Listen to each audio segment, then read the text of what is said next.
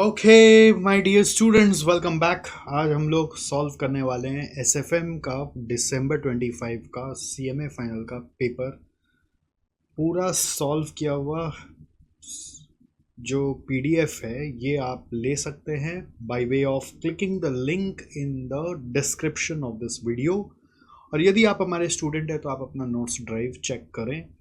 ये सारा paper solution हम अपने टेलीग्राम चैनल में ऐसे ही डाल देते हैं, तो आप t.me/SJC इंस्टीट्यूट में जाकर डाउनलोड करके इन सब्जेक्ट के साथ साथ बाकी सब्जेक्ट के पेपर्स और पुराने टर्म के पेपर्स भी वहाँ पे ले सकते हैं फाइल सेक्शन से। तो इस पेपर में मैं आपको दिखाऊंगा कि क्या क्या क्वेश्चन आया है और कहाँ से आया है, और आपको ये भी बताऊंगा कि आप आगे के लिए इंटर के क्वेश्चंस के लिए कैसे तैयारी कर सकते हैं और पूरा सॉल्व करके आपको समझाऊंगा। ठीक है, तो रेडी हो जाइए। जिनका दिसंबर 25 में एग्ज़ाम हुआ वो तो देख ही सकते हैं, प्लस सबसे ज़्यादा काम आता है ये पेपर रिव्यू उन स्टूडेंट्स के जो आने वाले अटेम्प्ट में एग्ज़ाम देने वाले हैं। तो आप कोई भी अटेम्प्ट में एग्ज़ाम देंगे तो पुराना जितना भी पेपर आज तक आपके सिलेबस में आया सब आपको सॉल्व करके जाना है, to understand the pattern, to understand the complexity of the paper. तो इस पेपर में ओवरऑल मैं बोलूँ तो आराम से आप एग्जाम्शन स्कोर कर सकते थे, है ना। एग्जाम्शन स्कोर करने वाला पेपर है, तो पेपर कैसा है, स्कोरिंग पेपर है। ठीक है, बट वो स्कोरिंग उसी के लिए पॉसिबल है जो स्टूडेंट अच्छे से प्रैक्टिस करके गए हैं। एसएफएम में क्या होता है, आप सिर्फ अगर क्लास कर लिया और क्वेश्चन देख देख के गए, बनाए नहीं थे तो होगा नहीं। अच्छा, बनाने का मतलब ये नहीं कि सोल्यूशन देखा और फिर कॉपी किया, वो बनाना नहीं माना जाता। बनाया मतलब बिना सोल्यूशन देखे आप कितना क्वेश्चंस बना पा रहे थे, उसके ऊपर सब कुछ निर्भर करता है, राइट। तो चलिए फटाफट आगे बढ़ते हैं।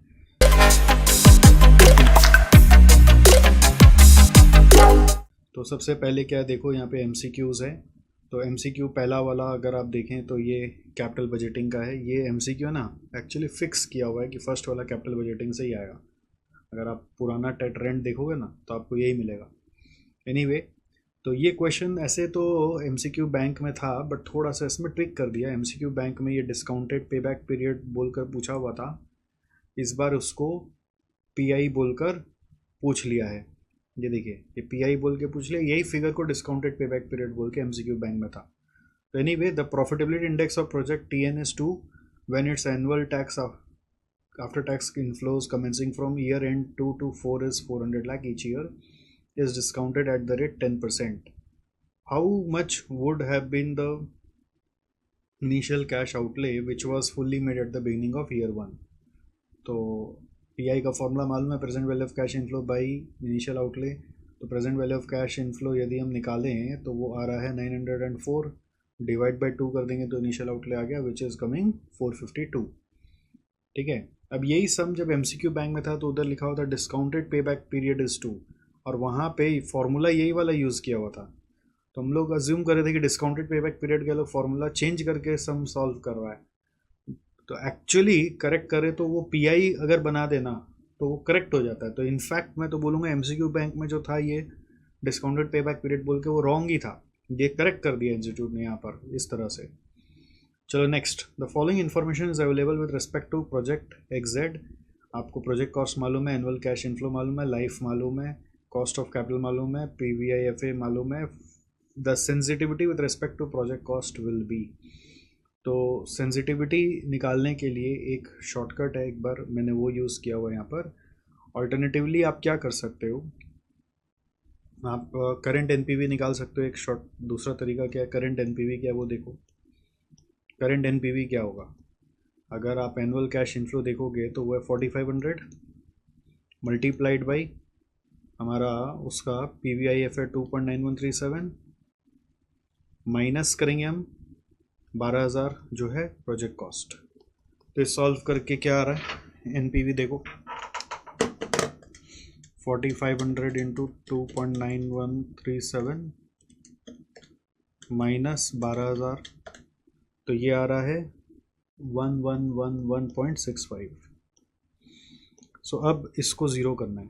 1111.65 को ज़ीरो करना है, तो अपने क्या बोलेंगे,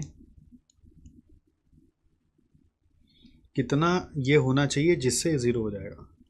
तो सेंसिटिविटी के लिए फॉर ज़ीरो एनपीवी क्या बोला जाएगा, for zero NPV project cost कितना होना चाहिए, इनिशियल इन्वेस्टमेंट कितना होना चाहिए, इसमें ये जुड़ जाएगा 12,000 प्लस 1111 तो 13,111.65।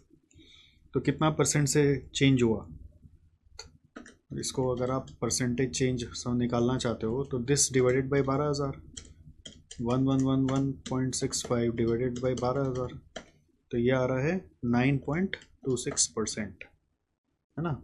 चेंज परसेंट कितना आ रहा है इनिशियल इन्वेस्टमेंट का, 9.26% इंक्रीज़ हो गया। तो पॉजिटिव आ रहा है तो इंक्रीज़ लिखने का दरकार नहीं है, नेगेटिव आता तो डिक्रीज़ हो जाता। तो एक तरीका ये है, आपको बस जिसके लिए भी सेंसिटिविटी निकालना है उसको रिकम्प्यूट करना है बाय मेकिंग एनपीवी ज़ीरो, है ना। सेंसिटिविटी अगर कॉस्ट ऑफ कैपिटल का पूछा होता तो ऐसा क्या कॉस्ट ऑफ कैपिटल हो जिससे एनपीवी ज़ीरो हो जाए, और करंट एनपीवी से फिर या करंट फिगर से उसका कंपेयर करते तो सेंसिटिविटी निकल जाता है। और दूसरा तरीका एक फार्मूला से करके रखा हुआ है, आप उससे भी कर सकते हैं, ठीक है। तो ये क्वेश्चन भी कहाँ से आया है, कैपिटल बजटिंग से आया है। Next, the following information is extracted from the project of Pam. तो ये रिस्क एनालिसिस से आया है, risk analysis and capital budgeting से क्वेश्चन आया है। इसमें एक्सपेक्टेड कैश फ्लो और प्रोबेबिलिटी है।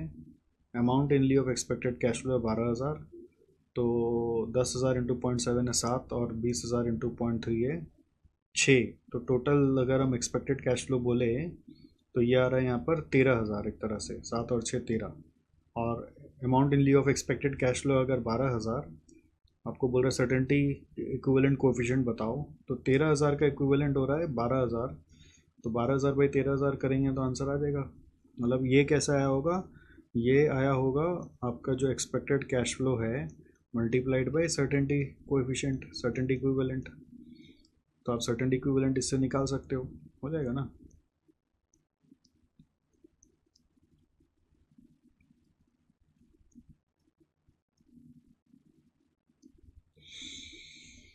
नेक्स्ट, अंडर सिक्योरिटाइजेशन प्रोसेस, तो ये सिक्योरिटाइजेशन का क्वेश्चन है। क्या बोल रहे हैं इसमें, under securitization process dash are instruments which are issued by subsidiary in respect of receivable of holding और पेरेंट कंपनी। तो वो इशू करता है प्रेफर्ड स्टॉक सर्टिफिकेट्स, ठीक है। तो ये रिपीट क्वेश्चन है एमसीक्यू बैंक का, तो आप उससे भी कनेक्ट कर सकते हैं, ओके। नेक्स्ट, ये आया है आपका इक्विटी एनालिसिस में भी जो टेक्निकल एनालिसिस का पार्ट है उससे, स्टोकेस्टिक का क्वेश्चन प्रीवियस पेपर में भी आया हुआ था। तो स्टोकेस्टिक एनालिसिस का फॉर्मूला याद रह जाए तो समझ आए, तो स्टोकेस्टिक इंडिकेटर का कैलकुलेशन होता है स्टोकेस्टिक परसेंटेज का, closing price minus low price by high price minus low price. तो 100 डे स्टोकेस्टिक एनालिसिस कर रहे हैं, if the closing price is 210, the 100 day low and high price are 200 and 240, तो stochastic percent कितना है, तो 210 minus 200 divided by 240 minus 200, solve करके आ रहा है 25%, ठीक है। नेक्स्ट क्वेश्चन है ये बॉन्ड वैल्यूएशन का। बॉन्ड वैल्यूएशन का क्वेश्चन में ये सिंपल सा आपको बॉन्ड का वैल्यू निकालने यहाँ पे बोला जा रहा है। बोल रहा है Aaron limited has 1 million AAA rated 12% bonds outstanding, maturity in 7 years from now. If the market interest rate is 14%, the price of the bond face value ₹100 and coupons are payable annually is। तो इसमें अपने को क्या करना है, 12% अपना coupon bond है, market rate 14% है, तो 14% से डिस्काउंट करेंगे, तो 12% ऑफ 100 हो गया 12 into PVIF is 14% for 7 years, ठीक है। और प्लस जो अपना रिडेम्पशन वैल्यू 100 उसका PVIF इंटू 14% फॉर 7 ईयर्स। यहाँ पे PVIF लेना है, यहाँ पे PVIFA लेना है, तो सॉल्व करके आ रहा है 91.46। इजी क्वेश्चन है। नेक्स्ट क्वेश्चन देखो, ये पोर्टफोलियो मैनेजमेंट से आ गया है। तो इसमें प्रोस्पेक्टिव इन्वेस्टर है, उसने इन्फॉर्मेशन कलेक्ट किया है, गिल्ट एज सिक्योरिटी मतलब रिस्क फ्री वाला और इक्विटी वाला, रिटर्न मालूम है, स्टैंडर्ड डिविएशन मालूम है, रिस्क फ्री का स्टैंडर्ड डिविएशन 0 होता है, ठीक है। Using the above two securities, if Mr. Sakali is planning to invest 5 lakh to construct a portfolio with a standard deviation of 24%, the return on such portfolio is, क्या return होगा? तो आपको return on portfolio बताना है और portfolio का standard deviation बोल रहा है 24 है। तो पोर्टफोलियो का स्टैंडर्ड डिविएशन 24 है, तो आपको ये सोचना पड़ेगा पहले कि इसका वेट कैसे लिया गया होगा, इन दोनों का वेट क्या रहा होगा। वेट यहाँ पे गिवन नहीं है, वेट अपने को डिराइव करना पड़ेगा। अब सोचो, अगर इसका 0 स्टैंडर्ड डिविएशन है तो इसका वेट चाहे जो भी हो, इसका इफेक्ट तो ओवरऑल एसडी में 0 ही आ रहा है ना। तो अल्टीमेटली एसडी अगर 24% हो रहा है तो इसका मतलब वो 80% इसके कारण नहीं हो रहा है, ये मेंटली करे, कोई फॉर्मूला से नहीं करे। अगर आप चाहें तो इसको लंबा कर सकते हैं। कैसे लंबा कर सकते हैं? Standard deviation of portfolio is equal to W X sigma X का whole square, W Y sigma Y का होल स्क्वायर, फिर 2 into W X sigma X, W Y sigma Y into R X Y, ठीक है, plus W Y sigma Y into R X Y, और इस सब का square root, ठीक है। तो इसको यदि अपन यहाँ पे आर तो समझे तो रिस्क फ्री के साथ कोई आर बैठता ही नहीं है, तो ये 0 है ना। ये क्या है? ये 0 है। और ये अगर इसको x मान लिया जाए तो ये भी 0 है। तो आप समझिए ये 2 0 है तो क्या होगा? Sigma P is equal to अगर स्क्वायर रूट बैठा दे तो सिर्फ डब्ल्यू वाई सिग्मा वाई बचा ना। तो सिग्मा पी अगर 24 है तो डब्ल्यू वाई हम लोग को निकालना है, सिग्मा वाई हमारा 30 है, तो आ गया ना W Y is equal to 0.8। तो अगर ये 0.8 है तो दूसरा वाला 0.2 होगा। तो वही मेंटली भी सोच लिया और एक लॉन्ग कट से भी सोच सकते हो। तो वेट अगर अपना आ गया नीचे वाला 0.8 तो ऊपर वाला 0.2 होगा। वेट आ गया 80-20, तो और टोटल इन्वेस्टमेंट 5 लाख है, तो इधर इन्वेस्टमेंट हो गया 1 लाख और इधर इन्वेस्टमेंट हो गया 4 लाख। तो 1 लाख इंटू 7% और 4 लाख इंटू 25%, 1 लाख इंटू 7% और 4 lakh into 25%, 4 lakh into 25%, solve करके आ रहा है 1,07,000। आ गया आंसर, है ना। नेक्स्ट देखो क्या बोल रहा है। Zomb is entirely financed by equity shares. The equity share has a beta of 0.8. The company pays no taxes. Zomb now decides to buy back half of its equity share by borrowing an equal amount. If the debt yields a risk-free return of 10%, whose beta is 0, what will be the beta of equity shares after buyback? तो ये भी portfolio का एक question बोल सकते हो, which is connected with levered beta. Levered beta का formula क्या है? Levered beta is equal to beta of unlevered into 1 plus d by e into 1 minus t अगर टैक्स रेट दिया होता तो बीटा ऑफ अनलीवर्ड हमारा 0.8 है, क्योंकि शुरुआत में सिर्फ इक्विटी शेयर्स थे। तो जब सिर्फ इक्विटी शेयर्स होते हैं तो जो बीटा होता है वो अनलीवर्ड बीटा होता है, और उसके बाद आप आधा आधा डेट इक्विटी कर रहे हो तो डी बाई ई इज 0.5, तो beta of levered is equal to आ गया 1.6। Next, which one of the following type of creditors has a chance that a rating agency will lower its rating on the issuer, or the probability of loss from a fall in issuer's rating because of deterioration in its financial condition? Deterioration of financial condition के कारण अगर हम लोगों ने lower कर दिया rating तो उसको किस टाइप ऑफ रिस्क से पहचाना जाता है? Credit spread risk, default risk, downgrade risk के कंट्री रिस्क? इसका आंसर है डाउनग्रेड रिस्क। लोअर रेटिंग को करना मतलब डाउनग्रेड कर दिया, तो ये हुआ रिस्क मैनेजमेंट का बात, ठीक है। तो ये सब जो क्वेश्चंस आ रहे हैं ये सब एमसीक्यू बैंक जो आपको मैंने कराया ना, वो सब वहाँ से जुड़े हुए हैं सब के क्वेश्चंस। ये वाला नया है पोर्टफोलियो वाला, बट ये दोनों तो एमसीक्यू से जुड़ा हुआ है।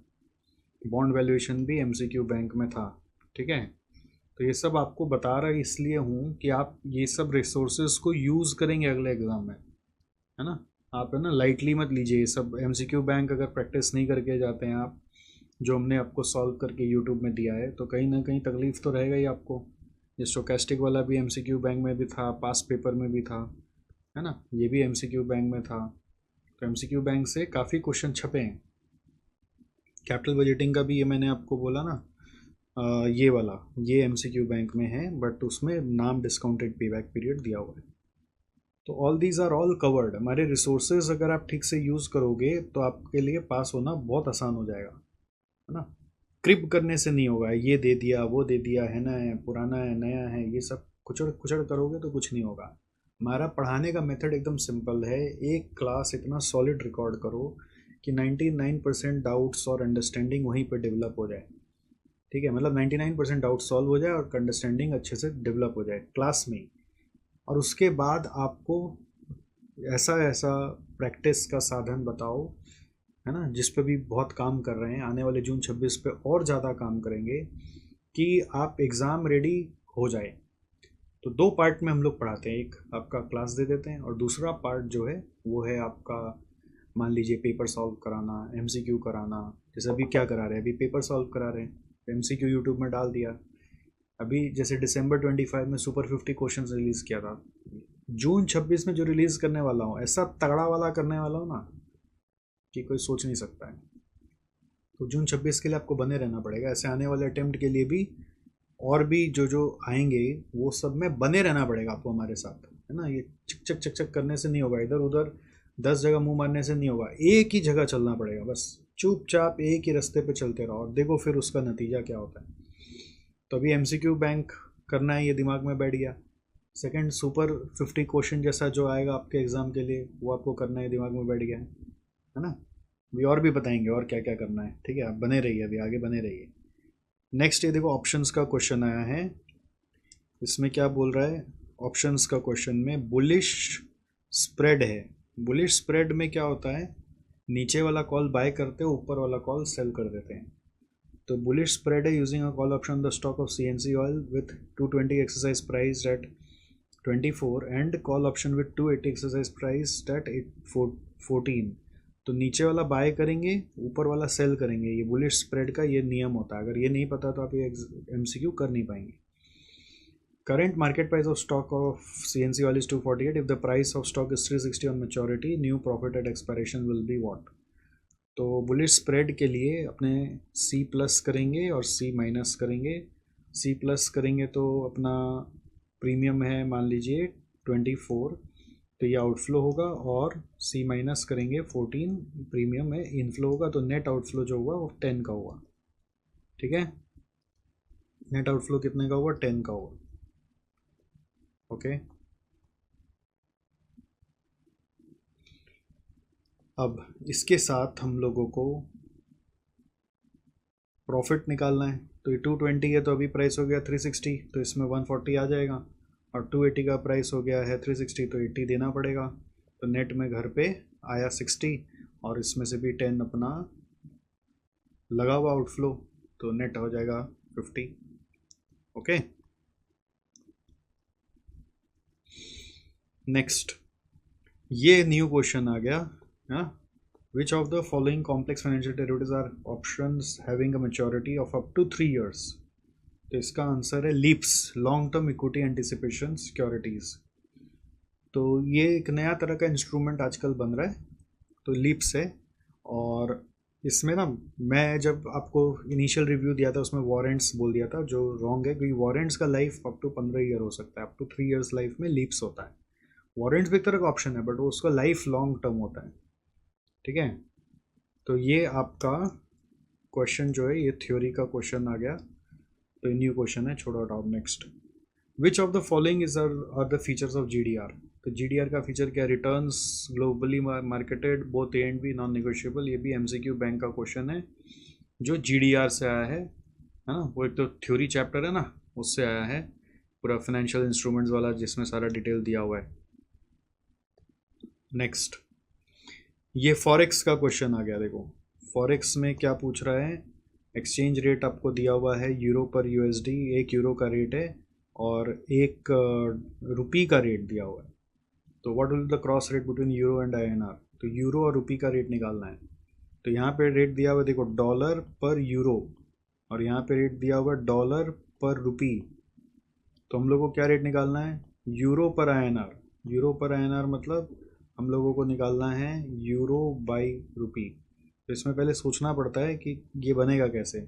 तो नीचे में रुपी तो सेकंड वाले से मैच हो गया, इसको अगर रिवर्स कर दें तो मैच हो जाएगा ना। तो इसको अगर रिवर्स कर दें तो मैच हो जाएगा। इसका आंसर क्या होगा, यूरो पर डॉलर का आंसर क्या होगा, डॉलर पर यूरो और डॉलर पर रुपी। तो इसका आंसर क्या होगा, इसको अगर हम रिवर्स कर देंगे तो काम हो जाएगा, है ना। तो मैं क्या करूँ, यूरो पर आईएनआर निकालना है मेरे को। तो मैं ऐसे नॉर्मली अलजेब्रा करता हूँ पहले, ठीक है, फिर मैं नॉर्मली चेंज कर लेता हूँ। इसको चेंज कर दे अगर, तो ये क्या बन जाएगा, डॉलर पर यूरो दिया हुआ है तो यूरो पर डॉलर निकालना है। तो क्या बनेगा, 1.11216/1/1.1201। तो ये ऑपोजिट रेट आ गया। अब ये रेट दिया हुआ है डॉलर पर रुपी का, देखो रुपी कैसे करते हैं, ये आ गया यूरो पर डॉलर, उल्टा हो गया। अब दोनों को, यूरो पर डॉलर और यहाँ पे रेट क्या दिया हुआ है, डॉलर पर रुपी, तो दोनों को मल्टीप्लाई कर देंगे तो आंसर आ जाना चाहिए ना।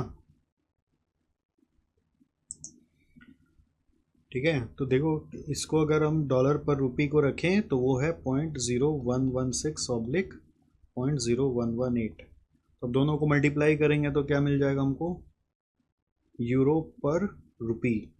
बट इंटरेस्टिंग चीज़ दिखा क्या रहे हैं आपको, देखना 0.01034 आ रहा है, ऑब्लिक समथिंग आ रहा है। तो ये जो आंसर है तो ऑप्शन में ही नहीं दिया हुआ है, तो इसका मतलब कुछ गड़बड़ हो गया। अभी गड़बड़ एग्ज़ाम हॉल में भी तो हो ही सकता है।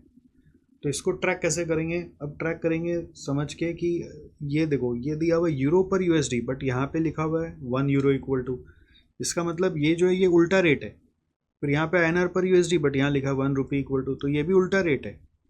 समझ रहे हैं, मतलब उल्टा रेट का आपको कॉन्सेप्ट ध्यान है ना कि कब उल्टा रेट दे देता है। इसका मतलब ये भी जो है ना ये उल्टा रेट है। तो इसको अगर आप जैसे क्वेश्चन की भाषा वैसे नहीं पढ़ोगे तो फंस जाओगे। तो ये उल्टा दिया हुआ है ना। तो ये उल्टा है। उल्टा कैसे पता चला, क्योंकि अगर ऐसा ही होता उससे सॉल्व करते तो आंसर आ जाता, आंसर आया नहीं। तो ये उल्टा है। तो उल्टा रेट है, मतलब आपको कैसे करना पड़ेगा, क्या निकालना है आपको, एक्चुअली निकालना है रुपी पर यूरो निकालना है, ये आपको निकालना है। अब रुपी पर यूरो निकालने के लिए मेरे को नीचे में यूरो वाला सेम रखना पड़ेगा। तो मैं इसको उल्टा नहीं करूँगा, अब उसको नीचे वाले को उल्टा कर दूँगा। समझ में आया आपको, अभी ऐसे करते तो आंसर ही नहीं आ रहा है। अब क्या करेंगे, नीचे वाले को उल्टा कर देंगे। तो रुपी पर यूरो इज इक्वल टू अपन क्या बोलेंगे, इट विल बी डॉलर पर यूरो जैसा वैसा ही रहेगा इनटू रुपी पर डॉलर कर देंगे। आपको रुपी पर यूरो निकालना है, बस ये अगर आपको समझ में आ गया by reading this and this तो आप सम कर लोगे। तो डॉलर पर रुपी एज इट इज़ रहा और नीचे वाला को उल्टा कर दिया, तो ये देखो ये यहाँ पे आ गया, ये वाला यहाँ चला गया, अकॉर्डिंगली अपना आंसर आ गया और ऑप्शन में मैच भी हो गया। नेक्स्ट, ये भी फॉरेक्स का क्वेश्चन है और बहुत ही सिंपल है कि इन्फ्लेशन रेट डिफरेंशियल कौन सा थ्योरी बताता है, इसका आंसर है परचेजिंग पावर पैरिटी। और फिर ये डिजिटल फाइनेंस का क्वेश्चन है कि नाम से भी कोई पकड़ लेगा, कोई नहीं भी पढ़ा होगा चैप्टर तो भी। तो शिबा इनू डॉग के नाम पे कौन है, डॉग कॉइन। ओके, तो अगर आप देखोगे तो ये अपना एमसीक्यू बैंक में मिल जाएगा, इस तरह का क्वेश्चन आपको कॉन्सेप्ट से मिल जाएगा। और ये वाला क्वेश्चन भी आपको बहुत सिंपली एमसीक्यू बैंक से मिल जाएगा। अगर डायरेक्ट नहीं है तो डॉग कॉइन नाम से भी पकड़ में आ गया। ओके, सो गाइज ये एमसीक्यू आपका ना लाइफलाइन होता है, अगर आप इसको हल्के में पढ़ोगे तो कर नहीं पाओगे, और इसकी अलग से तैयारी नहीं करोगे तो एमसीक्यू एग्ज़ाम में करना दिक्कत होगा। इसीलिए एमसीक्यू के लिए अलग से बुकलेट हम प्रोवाइड करते हैं, इसीलिए एमसीक्यू को सॉल्व भी करा देते हैं कि आपके सारे डाउट्स भी ख़त्म हो जाए। तो every student needs to make sure that before exam they are giving 1 full day to solve all the MCQs in the institute mat. अब सॉल्व मतलब खुद से सॉल्व, ना कि जस्ट कॉपी एंड पेस्ट और देख देख के मार्क कर लिया, उससे फ़ायदा नहीं होगा। अपना दिमाग चलाना होगा, एमसीक्यू से दिमाग बहुत खुलता है। चलो अब आते हैं अपना डिस्क्रिप्टिव क्वेश्चंस में। तो in case of descriptive questions what is happening is we have first question as 2A which is for capital budgeting, और हमें पता चल जाता है, पता है ये सब क्वेश्चन आया कहाँ से, तो ये सब आपको रिवील करके बताएंगे हम कहाँ से आया है, क्या आया है, और जून 26 में और भी तगड़ा सुपर 50 सेट करेंगे। ऑलराइट, चलो देखते हैं। अभी ये जो क्वेश्चन है ये सिंपल कैपिटल बजटिंग का क्वेश्चन है, ऐसे मशीन रिप्लेसमेंट का।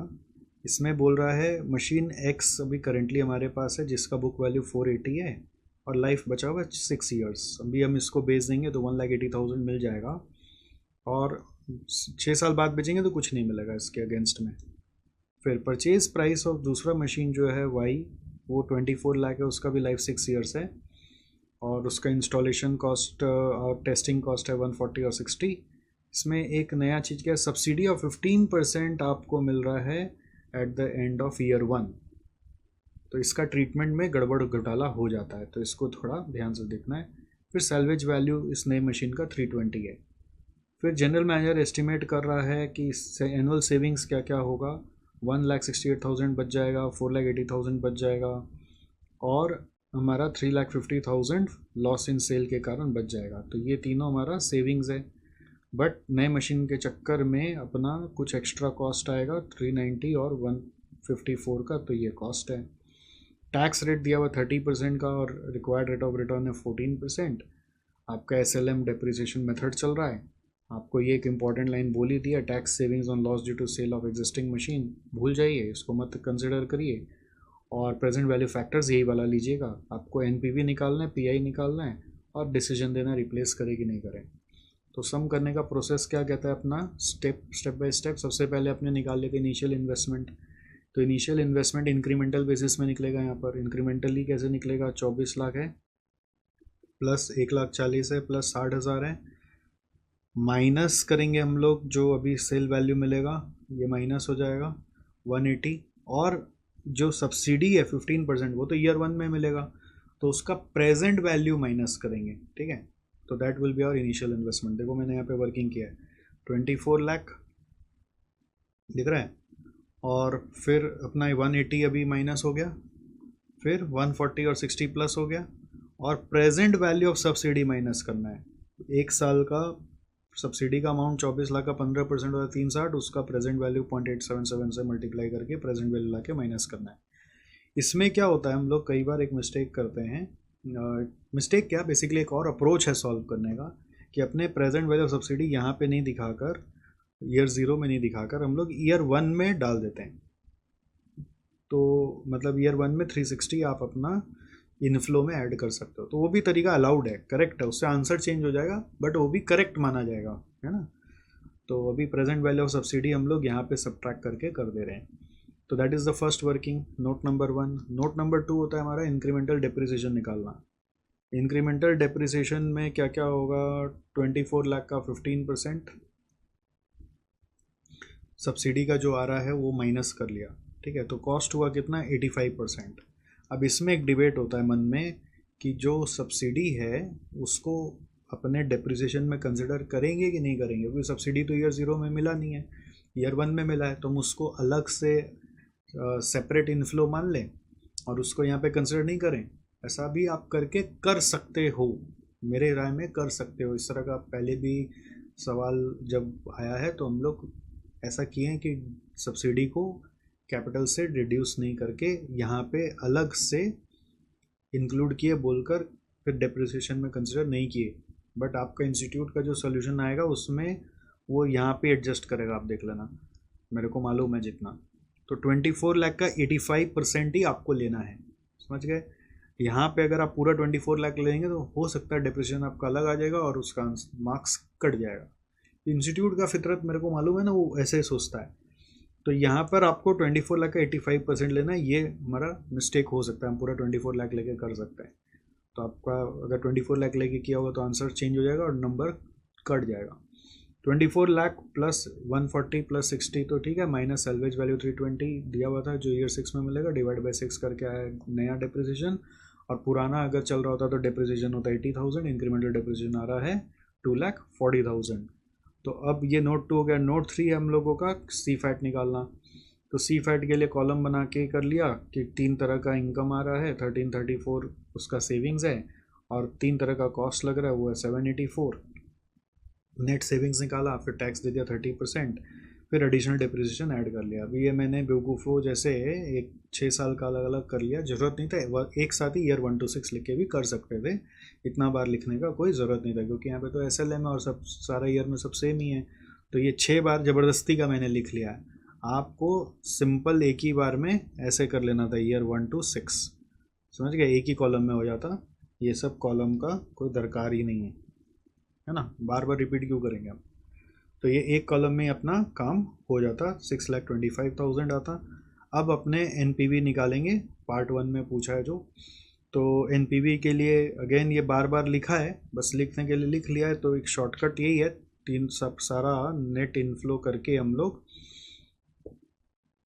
क्या करेंगे, यहाँ पे सारा नेट इनफ्लो करके एक बार में 625 पूरा डाल देंगे, और इनटू जितना एन्युटी फैक्टर आ रहा है उसको मल्टीप्लाई ले लेंगे, तो 2430 आ रहा है। और इम्पॉर्टेंट चीज़ क्या है, 3,20,000 भी एक इनफ्लो आ रहा है जो लास्ट ईयर में, उसका भी 0.456 के हिसाब से 145,920 आ रहा है।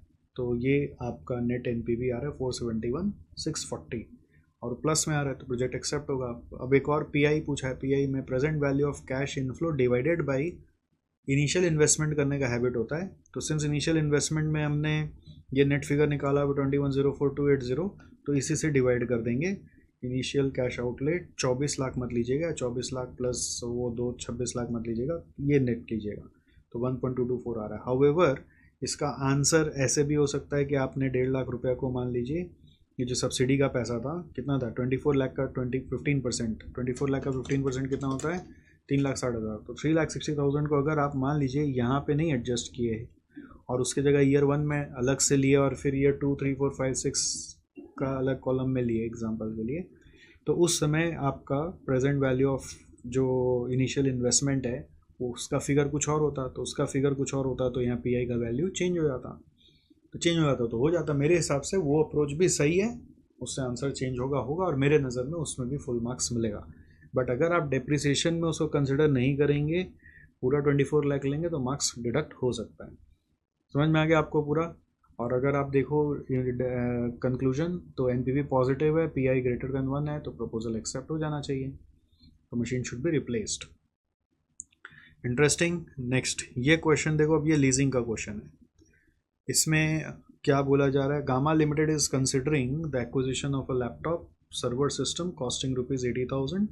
Life of computer is expected to be 5 years, और company plans to acquire same either by borrowing from its bankers at 12% interest per annum or on lease। तो 80,000 पे बोरो कर लेंगे एट द रेट 12%, या फिर लीज पे ले लेंगे। Company wishes to know the lease rental to be paid annually, तो इनको लीज रेंटल ही निकालना है। तो मैंने सुपर 50 क्वेश्चन बनाया था, तो मेरे को लग रहा था कि इस बार लीज वर्सेस वाई इवेल्युएट करने बोलेगा, नेट कॉस्ट ऑफ लीजिंग या नेट एडवांटेज ऑफ लीजिंग निकालने बोलेगा, बट वैसा नहीं आया, इस पर लीज रेंटल आ गया। बट एनीवे लीज रेंटल निकालना भी कोई बहुत डिफिकल्ट चीज़ नहीं है। आपको लीज रेंटल निकालना है which will make it indifferent to the loan option. The following additional information is available. एक इंटरेस्टिंग चीज़ क्या, principal will be repaid in 5 annual equal instalment. आप 80,000 को EI में कन्वर्ट नहीं करेंगे, यहाँ पे प्रिंसिपल अमाउंट यानी 80,000 को 5 बार में तोड़ के रीपे करना है, तो 16,000 ऑफ अमाउंट ऑफ प्रिंसिपल हर साल रीपे होगा। तो आपको अमोर्टाइजेशन टेबल प्रॉपरली बनाना पड़ेगा, उसके हिसाब से इंटरेस्ट जो देना है वो on the last day of each year देना है, तो इसमें कोई प्रॉब्लम नहीं है। फिर full cost of computer will be return of over effective life of computer on a straight line basis, and the same will be allowed for tax purposes. तो आपको स्ट्रेट लाइन के हिसाब से डिप्रिसिएशन लेना है। इफेक्टिव टैक्स रेट 35% है, after tax cost of capital जो है वो 10% है। Computer will be sold for 4,000 at the end of the 5th year, ये सैल्वेज वैल्यू दिया हुआ है। कमीशन ऑन सेल्स 10% दिया हुआ है, तो नेट सेल वैल्यू 4,000 का 10% अपना 3600 आ जाएगा। फिर ईयर 1 2 3 4 5 का प्रेजेंट वैल्यू दिया हुआ है. Analyse and assess annual lease rental payable by gamma which will result in indifference to the loan option. ठीक है, तो इसमें अपने को क्या करना है, सबसे पहले स्टेप बाय स्टेप चलें तो नेट कॉस्ट ऑफ बाइंग निकालना है. नेट कॉस्ट ऑफ बाइंग कैसे निकलेगा, 80,000 का अमोर्टाइजेशन टेबल पहले बना लेंगे प्रिंसिपल रीपेमेंट करते हुए. अपना interest at the rate of कितना परसेंट दिया हुआ, 12%. तो पहला साल में अपना ओपनिंग आउटस्टैंडिंग कितना हो रहेगा, आपको याद है क्या, 80,000 है. तो 80,000 में अपने इंटरेस्ट पहले दे देंगे कितना रुपया के हिसाब से, 12% के हिसाब से, तो 9,600 दे दिया. फिर अपना 16,000 प्रिंसिपल रीपे हो गया. फिर 64,000 हमारा ओपनिंग आउटस्टैंडिंग बचेगा, तो उसका 12% हम लोगों ने इंटरेस्ट दे दिया 7,680. फिर 16,000 अपना बचेगा तो 48,000 आ गया. तो 48,000 का 16% अगर हम लोग दे देंगे तो 768 64 माइनस 16 48,000 आ गया. तो 48,000 का 12% हम लोग यहाँ पे इंटरेस्ट दे देंगे 5760. फिर 48 माइनस 16 करेंगे 32,000 आ गया. 32,000 का 16% करेंगे तो आ गया कितना, 32,000 का 12% करेंगे तो आ गया 3840. फिर लास्ट में 16,000 है, उसका 12% 1920 आ रहा है. तो ओपनिंग आउटस्टैंडिंग निकाल लिया. Principal repayment is the cash outflow. हाँ, फिर इंटरेस्ट जो भी आया उस इंटरेस्ट को हम लोग क्या करते हैं, नेट ऑफ टैक्स कर लेते हैं, I/1 - T कर लेते हैं, या फिर आप टैक्स सेविंग ऑन इंटरेस्ट अलग से ले सकते हो. There are 2 options to show that. तो मैंने क्या किया हुआ यहाँ पे, टैक्स सेविंग ऑन इंटरेस्ट को अलग से ले लिया एट द रेट ऑफ 35%, है ना. तो ये 9,600 का 35% अलग से अगर ले लेते हो तो आपको I/1 - T नहीं करना पड़ा. रादर I अलग हो गया और इंटू T अलग हो गया. तो अब I/1 - T का जो नेट इम्पैक्ट है वो इन दोनों को माइनस करके आ जाएगा. ठीक है, और उसके बाद अब डिप्रिसिएशन की बात है तो उसका डिप्रिसिएशन टैक्स शील्ड देना है. 80,000 रुपीज़ अपना कॉस्ट है, उसको डिप्रिशिएट करना है SLM के हिसाब से. और इफेक्टिव लाइफ अपने को मालूम है यहाँ पर 5 ईयर्स है, तो 16,000 हो गया. 16,000 का 35% is the depreciation tax shield. Okay, 16,000 का 35% is the depreciation tax shield. Understood. 16,000 का 35% is the depreciation tax shield. So from all these हम लोग को क्या समझ में आ रहा है, कि what will be the net cash outflow. तो नेट कैश आउटफ्लो क्या होगा, जैसे A प्लस इंटरेस्ट का अमाउंट B प्लस माइनस ये C. ठीक है, C माइनस करेंगे, टैक्स सेविंग और इंटरेस्ट माइनस करेंगे D. तो ये अपना नेट आ जाएगा. समझ गए क्या. तो A plus B minus C minus D. तो आप एक करके देख लो, 16,000 प्लस 9,600 माइनस 5,600 माइनस 3,360 16,640.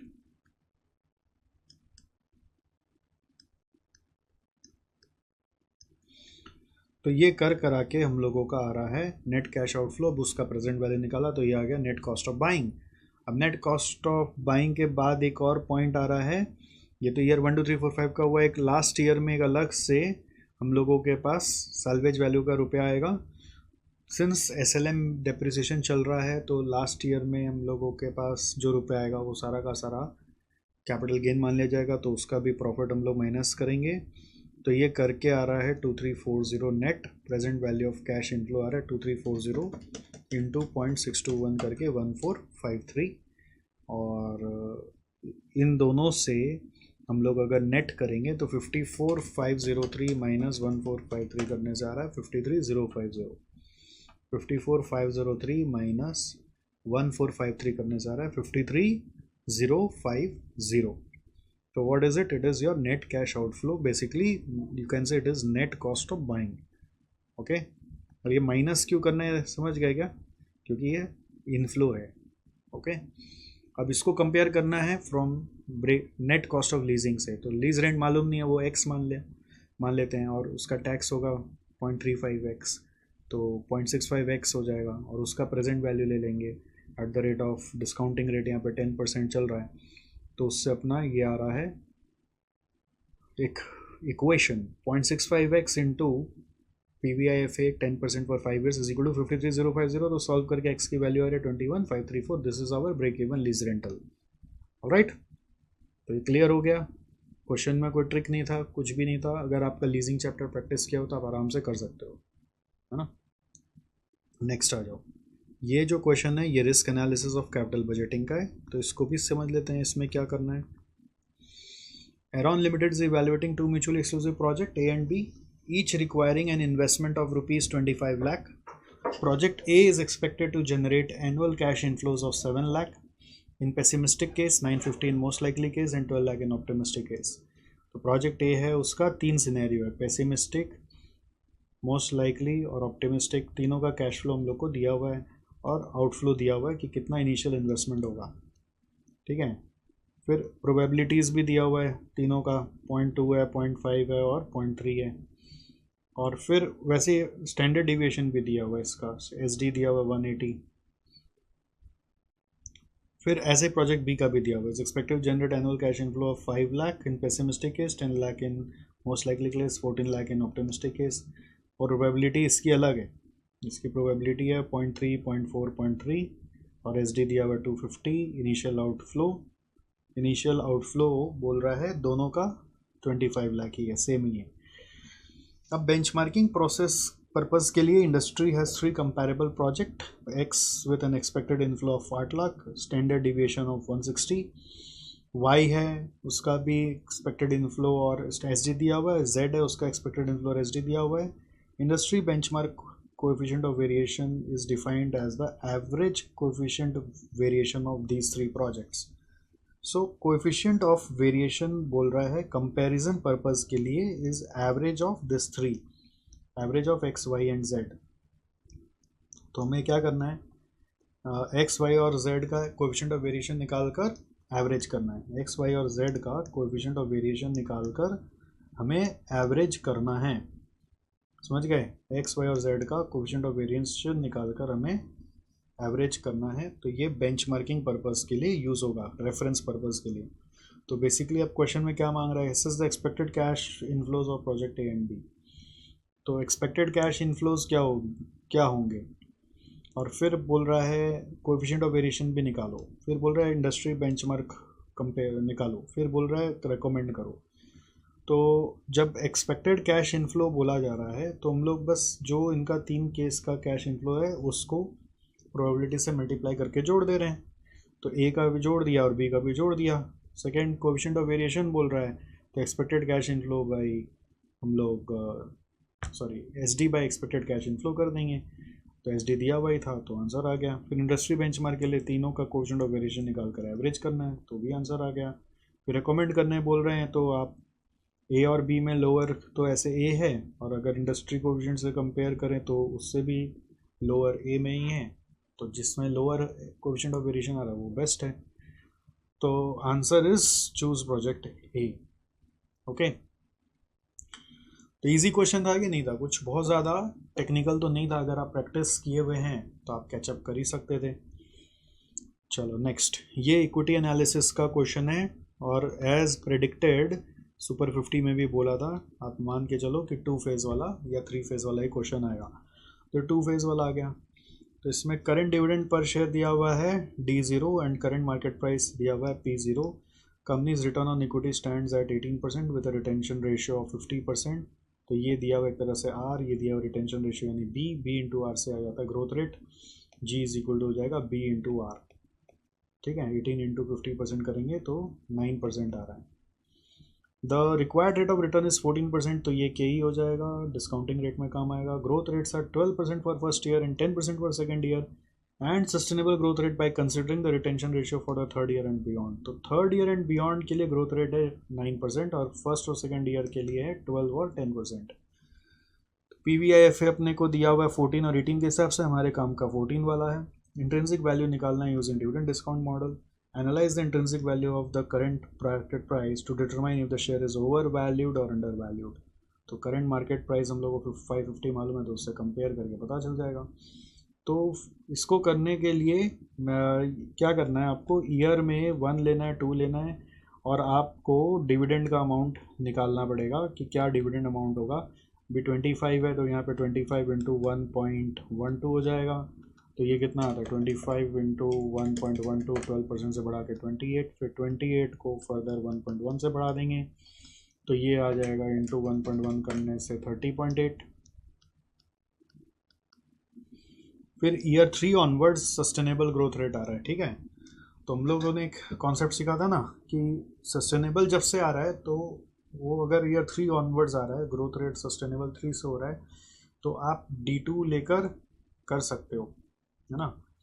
मतलब याद आ रहा है 012 का कॉन्सेप्ट, मतलब D1 P0 और सस्टेनेबल ग्रोथ रेट ईयर 2 से आ रहा है। तो अगर सस्टेनेबल ग्रोथ रेट आपका थर्ड ईयर एंड बियॉन्ड हो रहा है तो आप कैसे कर सकते हो। अगर थर्ड ईयर एंड बियॉन्ड हो रहा है तो जी थर्ड ईयर से आ रहा है तो डी आप 2 का ले सकते हो और प्राइस आपका 1 से आ जाएगा। 3 to 1 का कॉन्सेप्ट चलता है, याद आ रहा है ऐसा कुछ। तो अगर हम उस कॉन्सेप्ट से करते हैं तो क्या होता है, चलो चेक करके देखते हैं। तो इस कॉन्सेप्ट को ध्यान में रखते हुए हमने बोला कि फेज़ 1 में तो सिंपल है कि ये डिविडेंड है हम लोगों का ईयर 1 और ईयर 2 का, ठीक है। और इसका हम लोग प्रेजेंट वैल्यू निकाल सकते हैं @ 0.877 और 0.769 करेंगे तो आंसर आ जाएगा। अब जो सस्टेनेबल ग्रोथ रेट है वो फेज़ 2 में आ रहा है और वो कौन से ईयर से आ रहा है, G3 से आ रहा है। तो G3 से हम D2 का इस्तेमाल करके 30.8 P1 निकाल सकते हैं। P1 आएगा 30.8 डिवाइडेड बाई 1.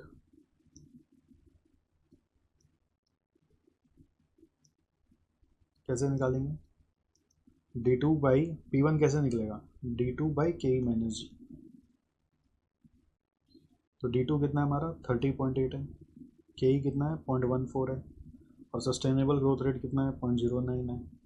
तो 30.8 डिवाइडेड बाई 0.05 ये आ रहा है 616, ठीक है। अब ये 616 को P0 पे ले आएंगे तो कैसे आएगा 616 इंटू पॉइंट P1 का डिस्काउंटिंग फैक्टर है 0.877 कर रहे हैं तो ये आ रहा है 540.23। और यहाँ पर ये 28 और 30.8 है ना, इसका प्रेजेंट वैल्यू क्या होगा,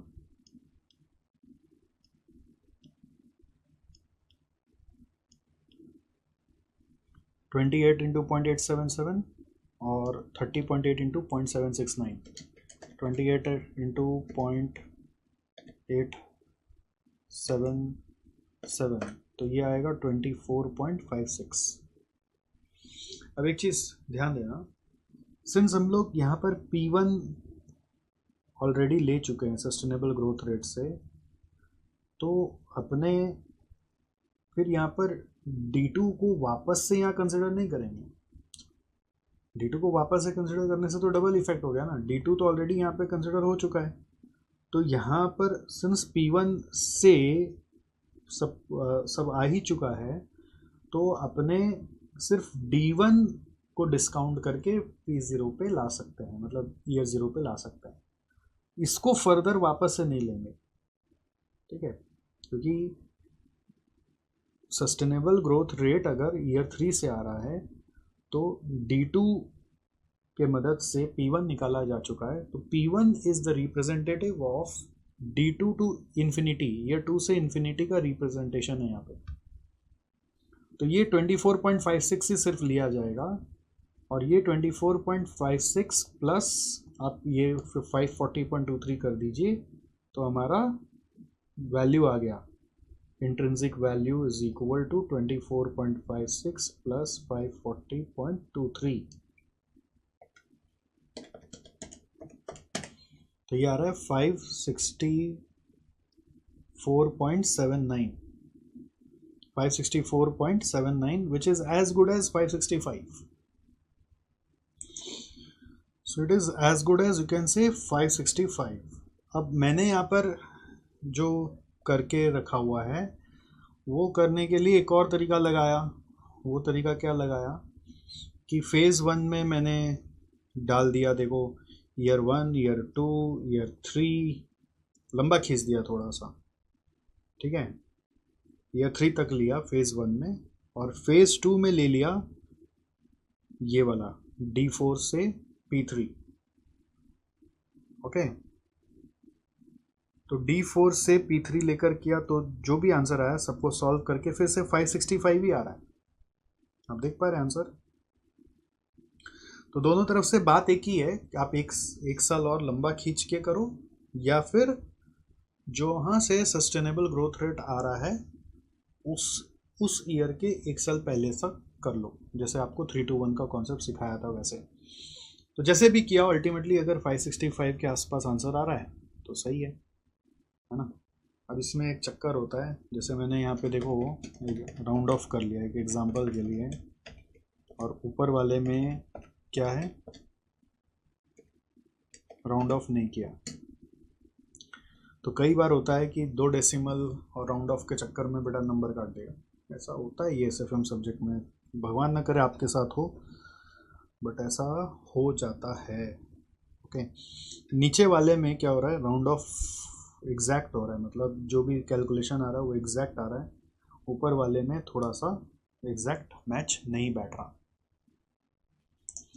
इसीलिए कभी कभी ऐसा होता है कि कोई अप्रोच दोनों तरफ से सीखना पड़ता है, मतलब इस तरह का सम में अगर हम एग्जैक्ट आंसर निकाल रहे हैं तो सेकंड वाले से आ रहा है, इधर फर्स्ट वाले से जा रहा है तो एग्जैक्ट आंसर मैच नहीं कर रहा, ओके। मतलब थोड़ा राउंडिंग ऑफ में आ रहा है, वो बोलना चाह रहा हूँ।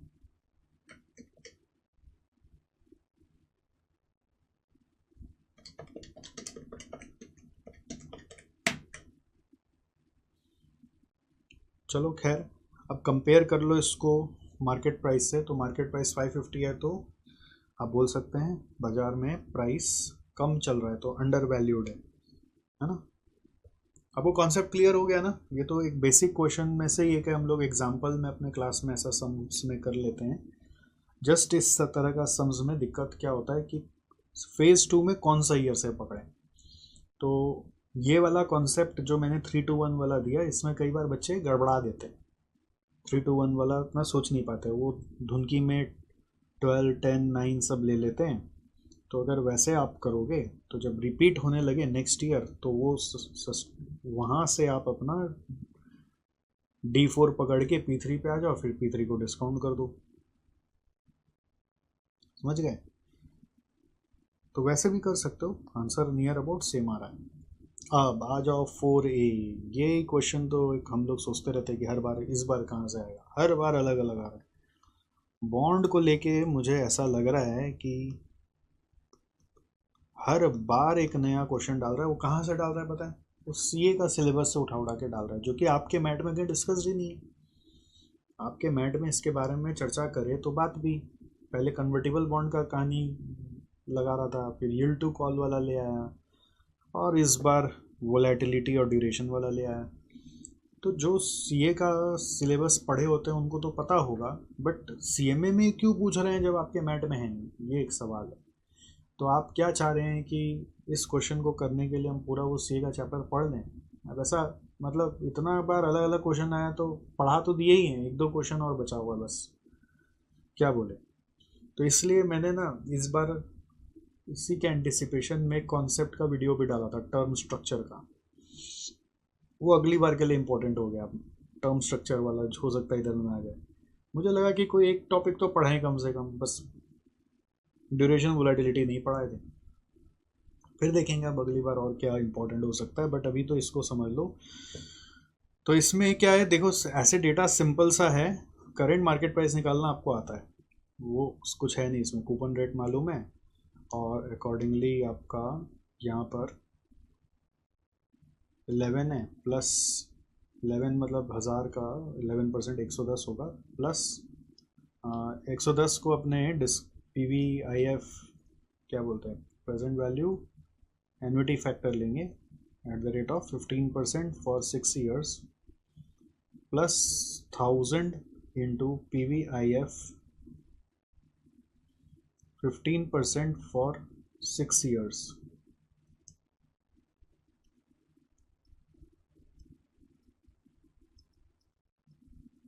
ओके, तो इसको सॉल्व करके जो करंट मार्केट प्राइस आएगा वो आंसर है। अब ड्यूरेशन, ये आपको कॉन्सेप्ट अगर पता हो तो अच्छी बात है, नहीं पता हो तो ये सीखना पड़ेगा। ये नया कॉन्सेप्ट है, वोलेटिलिटी एक नया कॉन्सेप्ट आपके लिए, और ये इसी से जुड़ा हुआ है, वोलेटिलिटी से जुड़ा हुआ है। तो अभी मैं आपको सिखा देता हूँ, एक बार तो आपको आ जाएगा कम से कम। तो duration of the bond basically एक कैलकुलेशन है जो क्या कहता है कि आप अपना ईयर वाइज बॉन्ड का कैश फ्लो निकाल लो। ओके, जैसे बॉन्ड का कैश फ्लो अगर आप निकालोगे तो ईयर वाइज आपका 110 आ रहा है पहला 5 साल, और नेक्स्ट लास्ट ईयर में coupon amount plus redemption amount मिला के 1110 आ रहा है। फिर उसका annuity present value interest factor ले लो, यानी डिस्काउंटिंग फैक्टर ले लो, फिर उसका प्रेजेंट वैल्यू निकाल लो। तो एक तरह से इंट्रिंसिक वैल्यू जितना ही वर्किंग चल रहा है, ये पूरा इंट्रिंसिक वैल्यू का ही वर्किंग है, इसका टोटल करोगे तो ये 848.6 ही आएगा। बट ड्यूरेशन निकालने के लिए रूल क्या है कि आप इसको मान लो वेट, W बोल सकते हैं आप, वेट, और ये है आपका X। ड्यूरेशन इज लाइक आपको टाइम निकालना। What is the meaning of duration? It's like पे बैक पीरियड। ठीक है, what is the meaning of this duration? It is the pay back period using time value of money concept, but निकालने का formula अलग है। पे back period means क्या होता है? Time period in which you can assume कि जितना भी बॉन्ड में इन्वेस्ट हुआ वो वापस आ जाएगा, दैट इज पे बैक पीरियड। तो दिस इज द ड्यूरेशन। तो ड्यूरेशन मतलब टाइम निकालना। तो time is the main variable which is year, and x into W करके आपको वेटेड एवरेज लेना है। तो x इंटू डब्ल्यू किया, ये टोटल आया, डिवाइड बाय समेशन डब्ल्यू करना है, तो ये आ रहा है 4.575 years. This is your duration. Simple है, मतलब इंट्रिंसिक वैल्यू जितना तक तो प्रेजेंट वैल्यू निकालना आता है, ये बस ईयर वाइज करना है, और इस प्रेजेंट वैल्यू को आपको ईयर से मल्टीप्लाई करना है। तो W इंटू एक्स करके आपका T इंटू प्रेजेंट वैल्यू का मैंने फिगर लिख दिया, डिवाइडेड बाई समेशन W करोगे तो आंसर आ गया। अब नेक्स्ट है volatility of the bond. Volatility of the bond कैसे आता है? इसका भी फॉर्मूला है, it is duration divided by 1 plus YTN। यही है, इसमें कोई पावर में एन का कॉन्सेप्ट नहीं है, बस जो भी ड्यूरेशन आया डिवाइडेड बाय 1 प्लस YTN, यही फॉर्मूला, दैट्स इट। तो ये परसेंट में आता है, विच इंडिकेट्स कि अगर हमारा यील्ड रेट 1% से चेंज होगा तो बॉन्ड प्राइस 3.978% से चेंज होगा। ये वोलेटिलिटी का मतलब है। Volatility is indicating the rate of change in the price due to change in the yield. This is the meaning of volatility. What is it? Percentage change in price due to percentage change in yield. तो if it is 3.978%, we can say 1% yield change होगा तो 3.978% price change होगा। दोनों में inverse relationship है, yield बढ़ेगा तो price घटेगा। तो नेक्स्ट क्वेश्चन क्या पूछा है यहाँ पर कि अगर मार्केट प्राइस हम लोगों को निकालना है, if increase in required yield is by 100 basis point, 100 basis point मतलब 1%। तो अगर यील्ड इंक्रीज हो गया 1% से तो प्राइस डिक्रीज हो जाएगा 3.978% से। तो प्राइस हमारा क्या है? प्राइस हमारा क्या है? प्राइस हमारा अभी आया हुआ 848.6, उसको 3.978% से डिक्रीज कर दिया, आंसर आ गया। फिर सेकेंड केस में क्या बोल रहा है? Analyse expected market price if decrease in yield required is 75 basis point. इसका क्या मतलब हुआ? तो डिक्रीज हो रहा है 75 मतलब 0.75%, तो प्राइस इंक्रीज हो जाएगा 0.75 इंटू 3.978, 0.75 इंटू 3.978 मतलब 2.9835% से प्राइस इंक्रीज हो जाएगा। तो इतना परसेंट से प्राइस इंक्रीज कर दिया। क्यों इंक्रीज होगा? क्योंकि प्राइस और यील्ड में इन्वर्स रिलेशनशिप है। और ये क्या है? इसका मतलब क्या है? For 1% change in yield price will change by 3.978%. बस that's it. Price will change by 3.978%. Okay. तो ये नया क्वेश्चन था, ड्यूरेशन वाला पढ़ाई है। कहाँ से आ रहा है? सब सीए का मैथ से आ रहा है। तो सीए का मैथ कितना पढ़ना है? ये 4A के लिए तो लगता है कि बॉन्ड का पूरा पढ़ाई कर लेना चाहिए जो जो सीए में कराते हैं। तो अभी क्या होगा ना, जून 26 के लिए मैं कुछ एक एक्स्ट्रा क्लास लाऊंगा जिसमें आपका बॉन्ड वैल्यूएशन का और भी कुछ भी छूटा हुआ होगा जो सीए के मैथ में है, वो सब आपको दे दूंगा। ठीक है, तो कि आप ये सारा चीज़ सीए के हिसाब से जो जो दिया होगा वो पूरा चैप्टर पढ़ लेना। The one video I will give, may be a long video which will teach you entire bond valuation as per CA syllabus, सब कुछ, एवरीथिंग। ओके, तो वो लॉन्ग वीडियो आप ज़रूर कर लेना, उसमें और भी कुछ एक्स्ट्रा होगा तो वो भी आपको मिल जाएगा। उसमें ये ड्यूरेशन आएगा, वोलेटिलिटी आएगा, और कन्वर्जन वाला भी सारा पढ़ाई आ जाएगा, है ना, सब कुछ आ जाएगा। तो वो वीडियो जरूर कर लीजिएगा, क्योंकि अब आ रहा है वैसे ही दिमाग चला रहा है तो अपने भी बदल जाएंगे, और क्या करेंगे। नेक्स्ट, ये क्वेश्चन म्यूचुअल फंड का है और ये सेम सम आपके मैट में भी दिया हुआ। अगेन ये भी पुराना सीए का ही क्वेश्चन है। तो इसमें एक नया चीज़ है ध्यान देने का, जो मैं आपको समझा देता हूँ। तो इसमें क्या हो रहा है, wealth plus gift fund scheme was launch 2 years ago with the objective of providing growth mix of equity and debt investments. The scheme attracted good response from investors, and over the years it built a diversified portfolio across multiple sectors and instruments. The portfolio of the fund is as follows. The scheme had invested 35 crore in IT companies, 20 crore in infrastructure, 10 crore in aviation, 25 crore in automotive, 15 crore in banking. ठीक है, alongside these equity holdings the fund also purchased unlisted bonds worth ₹20 crores.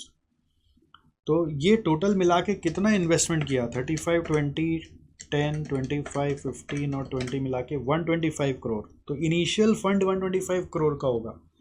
The fund also maintain ₹4 crore as cash and other assets throughout the fund period. ये लाइन का एक अलग meaning है। हम लोग सोच लेते हैं इस लाइन से कि 4 करोड़ वो इन्वेस्ट नहीं किया, हम लोग ये सोच लेते हैं इस लाइन का मीनिंग।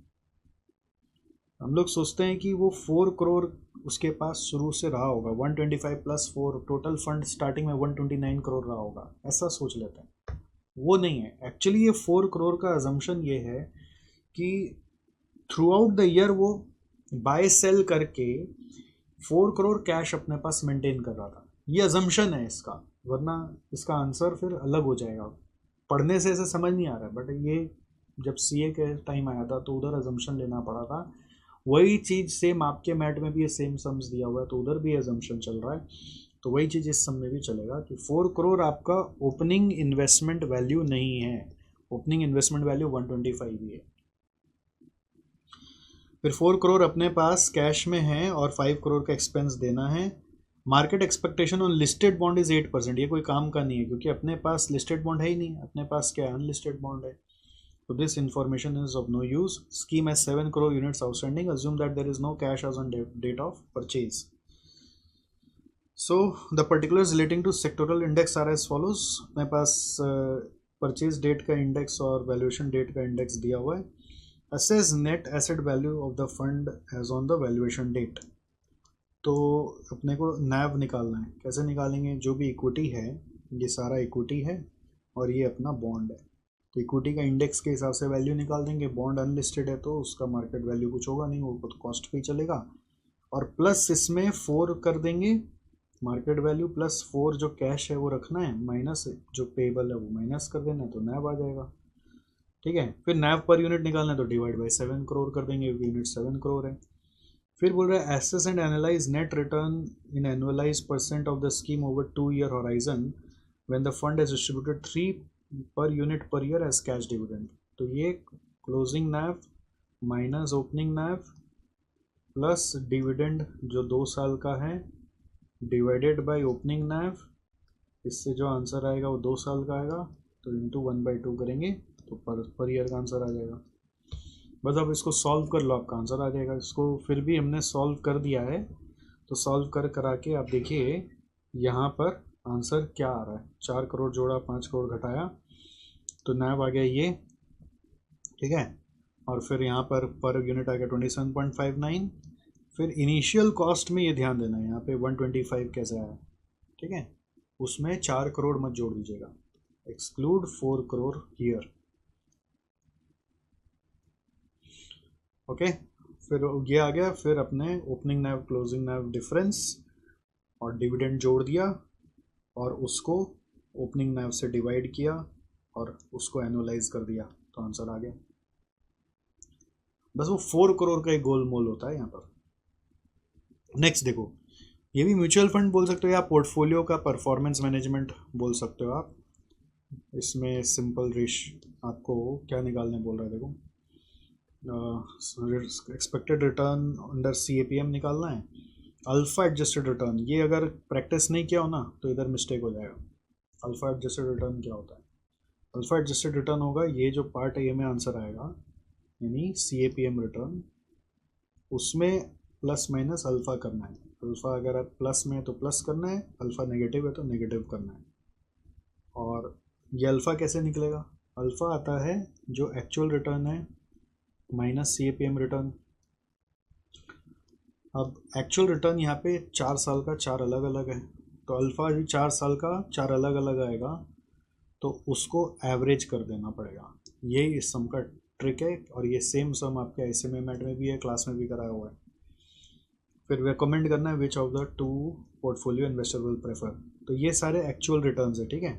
फिर बीटा दिया हुआ है, RM दिया हुआ है, RF दिया हुआ है, ठीक है।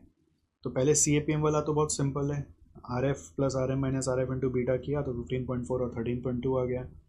फिर उसके बाद बोल रहा है अल्फा एडजस्टेड रिटर्न निकालो, तो इस CAPM का रिटर्न के हिसाब से हमने सबका अल्फा निकाला। 14.2 एक्चुअल रिटर्न है, जबकि होना चाहिए 15.4, तो अल्फा नेगेटिव आ रहा है। एबनॉर्मल रिटर्न ही अल्फा है, ये वर्ड एबनॉर्मल रिटर्न मैंने लिख दिया, बट यही अल्फा है। तो अल्फा और अल्फा है, ओके। तो ये अपना आ गया दोनों का अल्फा, एक का नेगेटिव 3.8, एक का 5.27, फिर उसको एवरेज कर दिया, एवरेज अल्फा, ओके। एवरेज करने के बाद मैंने क्या किया, अल्फा एडजस्टेड रिटर्न निकालने के लिए 15.4 माइनस 0.95 और 13.2 माइनस माइनस नहीं प्लस 5.27, सॉरी प्लस 5.27 नहीं, प्लस 1.3175, तो ये अपना अल्फा एडजस्टेड रिटर्न आ गया। अब इनमें से किसको चुनना है? जिसका रिटर्न ज़्यादा उसको चुन लीजिए, है ना। सर एक चीज़ बताइए, लिखा हुआ तो आपका हैंड राइटिंग नहीं लग रहा है इतना सुंदर, आप तो जैसे लिख रहे हैं हम लोग मिला रहे हैं, आप सच नहीं बता रहे हैं। सच तो यही है कि मेरा हैंड राइटिंग नहीं है, वो क्या है, मैंने लिखवा लिया आपके राहिल भैया से, उनका हैंड राइटिंग मज़ेदार है, तो उन्होंने बोला कि इस बहाने आपका भी रिवीजन हो जाएगा, है ना, और आप भी आगे जाकर SFM में भी बच्चों को गाइड कर पाओगे, जैसे आप कॉस्ट में और MA में और इंटर में FM में OM में गाइड कर रहे हो, तो वाई नॉट इन फाइनल आप थोड़ा और पुश करिए अपने आप को और मेरे साथ साथ और आगे बढ़िए। तो इट इज़ जस्ट लाइक जैसे हार्ट का कोई हॉस्पिटल होता है ना, तो हार्ट हॉस्पिटल में एक हार्ट सर्जन है, तो उसके साथ और भी तो हार्ट सर्जन मिलकर हार्ट पेशेंट्स को ही देख सकते हैं। तो मैंने वही कॉन्सेप्ट बस अपने यहाँ पे अप्लाई किया है कि मैं इतना सारा सब्जेक्ट्स में जो घुस गया, मैंने देखा कि मैं अकेले सब संभाल ही नहीं पा रहा हूँ, तो अब मैं एक सब्जेक्ट किसी को दूंगा तो फिर मैं बाकी नहीं संभाल पाऊंगा, तो क्या होगा। तो मैंने एक पैरेलल राहिल भैया को तैयार कर रहा हूँ कि राहिल भैया मेरे वो सारे सब्जेक्ट्स में मुझे सपोर्ट करें, और जितना मैं जानता हूँ पूरा वही वही आप लोग को डिलीवर करें। तो अभी वो SFM के लिए भी थोड़ा थोड़ा गियर अप कर पा रहे हैं, अभी इंटर में ही उनको फुर्सत नहीं मिल रहा है वैसे, है ना। तो ये उनका हैंडराइटिंग से लिखा हुआ रहने से आपको भी तो पढ़ने में मज़ा आ रहा होगा। उनका गोलाई अच्छा है, मेरा थोड़ा टेढ़ा मेढ़ा हो जा रहा है। एक ज़माने में हम भी इतना अच्छा लिखते थे, होता है ना, लिखते लिखते हैंडराइटिंग ख़राब हो जाता है। खैर नेक्स्ट देखो, ये वापस अगेन वो पोर्टफोलियो का ही क्वेश्चन है, वो परफॉर्मेंस मैनेजमेंट का ही समझ लीजिए वापस से। तो इसमें म्यूचुअल फंड से जुड़ा हुआ पूछ रहा है, बट वो पोर्टफोलियो भी बोल सकते हो, म्यूचुअल फंड भी बोल सकते हो, एक ही बात है। आपको Sharpe ratio, Treynor ratio, Jensen's alpha निकालना है। इजी क्वेश्चन है, सिमिलर क्वेश्चन ऑलरेडी आपका किया हुआ है। तो शार्प रेशियो का फॉर्मूला क्या, RP minus RF by SD, और ट्रेनर रेशियो क्या, RP minus RF by beta. तो जेनसेंस अल्फा आपको भी पता ही, ऊपर में ही सीख कर आया। CAPM का रिटर्न और एक्चुअल रिटर्न को कंपेयर करना है, actual return minus CAPM return.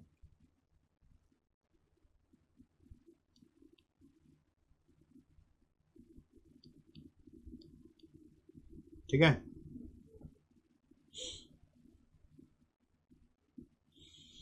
सो इसको सॉल्व करके क्या आ रहा है, इसको सॉल्व करके अगर शार्प मेजर निकालेंगे तो आर पी ये रहा, आर एफ ये रहा, एस डी ये रहा, तीनों का निकाल देंगे। और उसी तरह से यहाँ पर चक्कर क्या है, बीटा दिया हुआ नहीं है, तो बीटा निकालने के लिए एक फॉर्मूला होता है, बीटा इज इक्वल टू, जैसे यहाँ पे कोरिलेशन विथ मार्केट दिया हुआ है तो R S M into sigma S by sigma M. तो मार्केट का एस डी दिया हुआ है और मार्केट का आपको मार्केट के साथ कोरिलेशन दिया हुआ है, और सिग्मा एस आपको यानी सिग्मा ऑफ सिक्योरिटी दिया हुआ है, तो इससे बीटा का वर्किंग करना पड़ेगा। तो एक वर्किंग नोट कर लिया हमने, बीटा निकाल लिया पहले, और फिर इधर अगर आते जेनसन्स अल्फा में तो C A P M return चाहिए which is equal to R F plus R M minus R F into beta. तो आर एफ हम लोग को मालूम है, ये आर एफ है, आर एम हम लोग को मालूम है, ये आर एम है, तो R F plus R M minus R F into beta कर रहे हैं। तो इसको सॉल्व करके हम लोगों का सी ए पी एम आ जाएगा। ओके, इसको सॉल्व करके हम लोगों का सी ए पी एम आ जाएगा।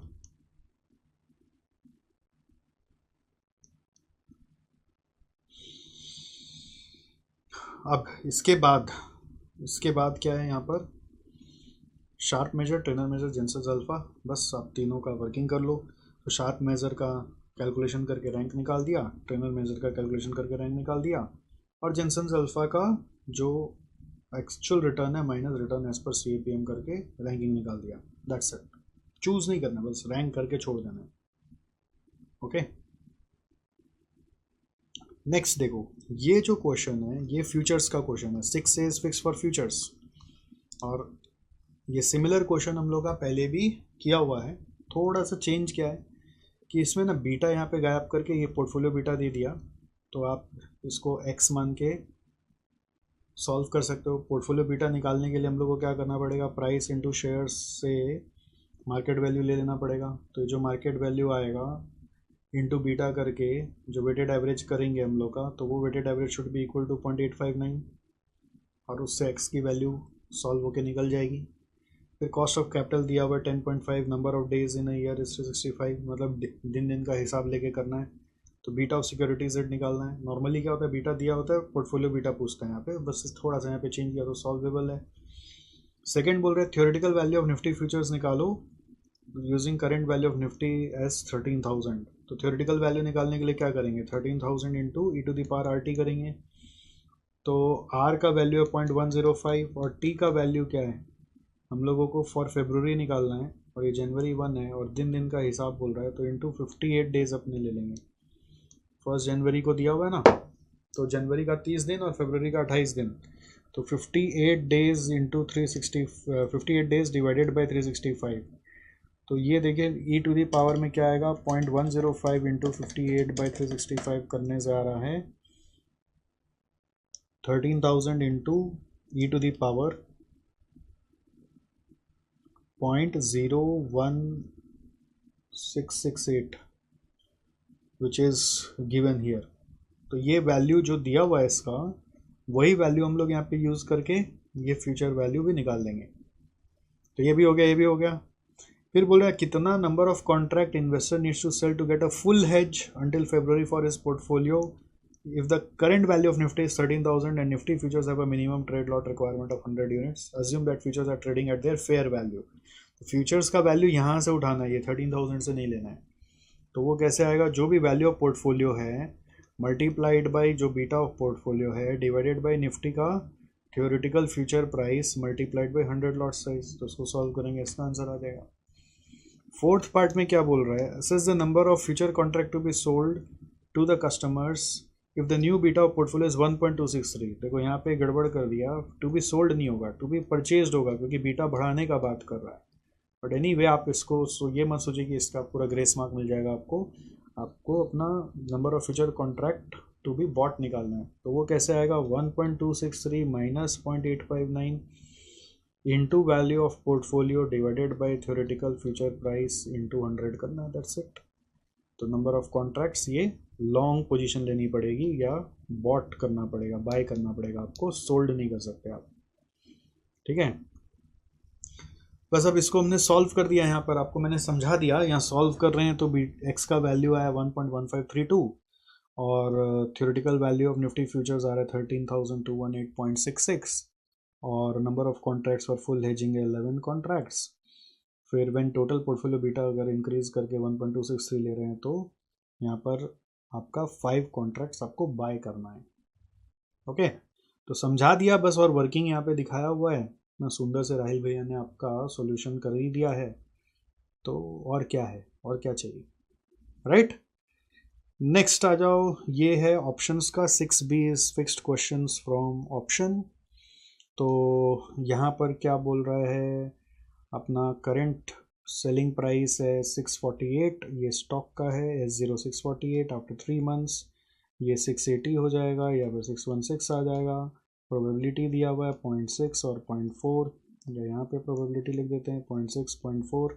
There is a call option on the shares of Font Limited that can be exercised at the end of 3 months at an exercise price of 640. risk free rate of interest is 6%, continuous compounding करना है, no dividend was paid in the interim dividend। तो ये सब आपको pricing में help करता है आपको। अब आगे क्या बोल रहा है, analyse the value of 3 months call option using binomial model delta method. तो नॉर्मली डेल्टा मेथड आप प्रैक्टिस नहीं करते हो, तो मैंने इस बार सुपर 50 में लिख के दिया था आपको डेल्टा मेथड से क्वेश्चन आ सकता है, तो आ ही गया डेल्टा मेथड से। तो डेल्टा मेथड से फॉर्मूला भी नहीं याद रहता हम लोग को बहुत बार। तो सबसे पहले आपको क्या करना है, बाइनोमियल ट्री बनाना है, उससे पे ऑफ निकालना है ऑप्शन का, वो है 40 और 0। एक्सरसाइज प्राइस अगर 640 है तो 680 और 616 पे क्या होगा, 40 और 0 होगा। फिर ऑप्शन डेल्टा निकालना है which is 40 minus 0 divided by 680 minus 616, है ना। तो ये ऑप्शन डेल्टा आ रहा है 0.625, ऑप्शन डेल्टा आ रहा है 0.625। अब ये अगर 0.625 आ रहा है तो इससे हम लोग को कैलकुलेट करना है value of call using delta method. तो उसका फॉर्मूला क्या होता है, उसका फॉर्मूला होता है S0 minus present value of lower exercise price, lower value of stock price, lower stock price, ठीक है। तो S0 तो 648 है और present value of lower stock price का प्रेजेंट वैल्यू अगर हम निकालेंगे तो अपने को कंटिन्यूस कंपाउंडिंग करने बोला है, तो e to the power RT वाला से होगा और डिवाइड करना पड़ेगा उससे प्रेजेंट वैल्यू निकालने के लिए। तो 616 इंटू 1/e⁻ RT करके ये सॉल्व करके आ रहा है 606.83, और इसमें बाहर में डेल्टा मल्टीप्लाई कर देते हैं जो डेल्टा है, तो सॉल्व करके कॉल का वैल्यू आ रहा है 25.73। ऐसा सेम क्वेश्चन अपने क्लास में भी किए हुए हैं। फिर value of put option using put call parity, तो पुट कॉल पैरिटी क्वेश्चन में बैठा दीजिए तो पुट का ऑप्शन आ जाएगा।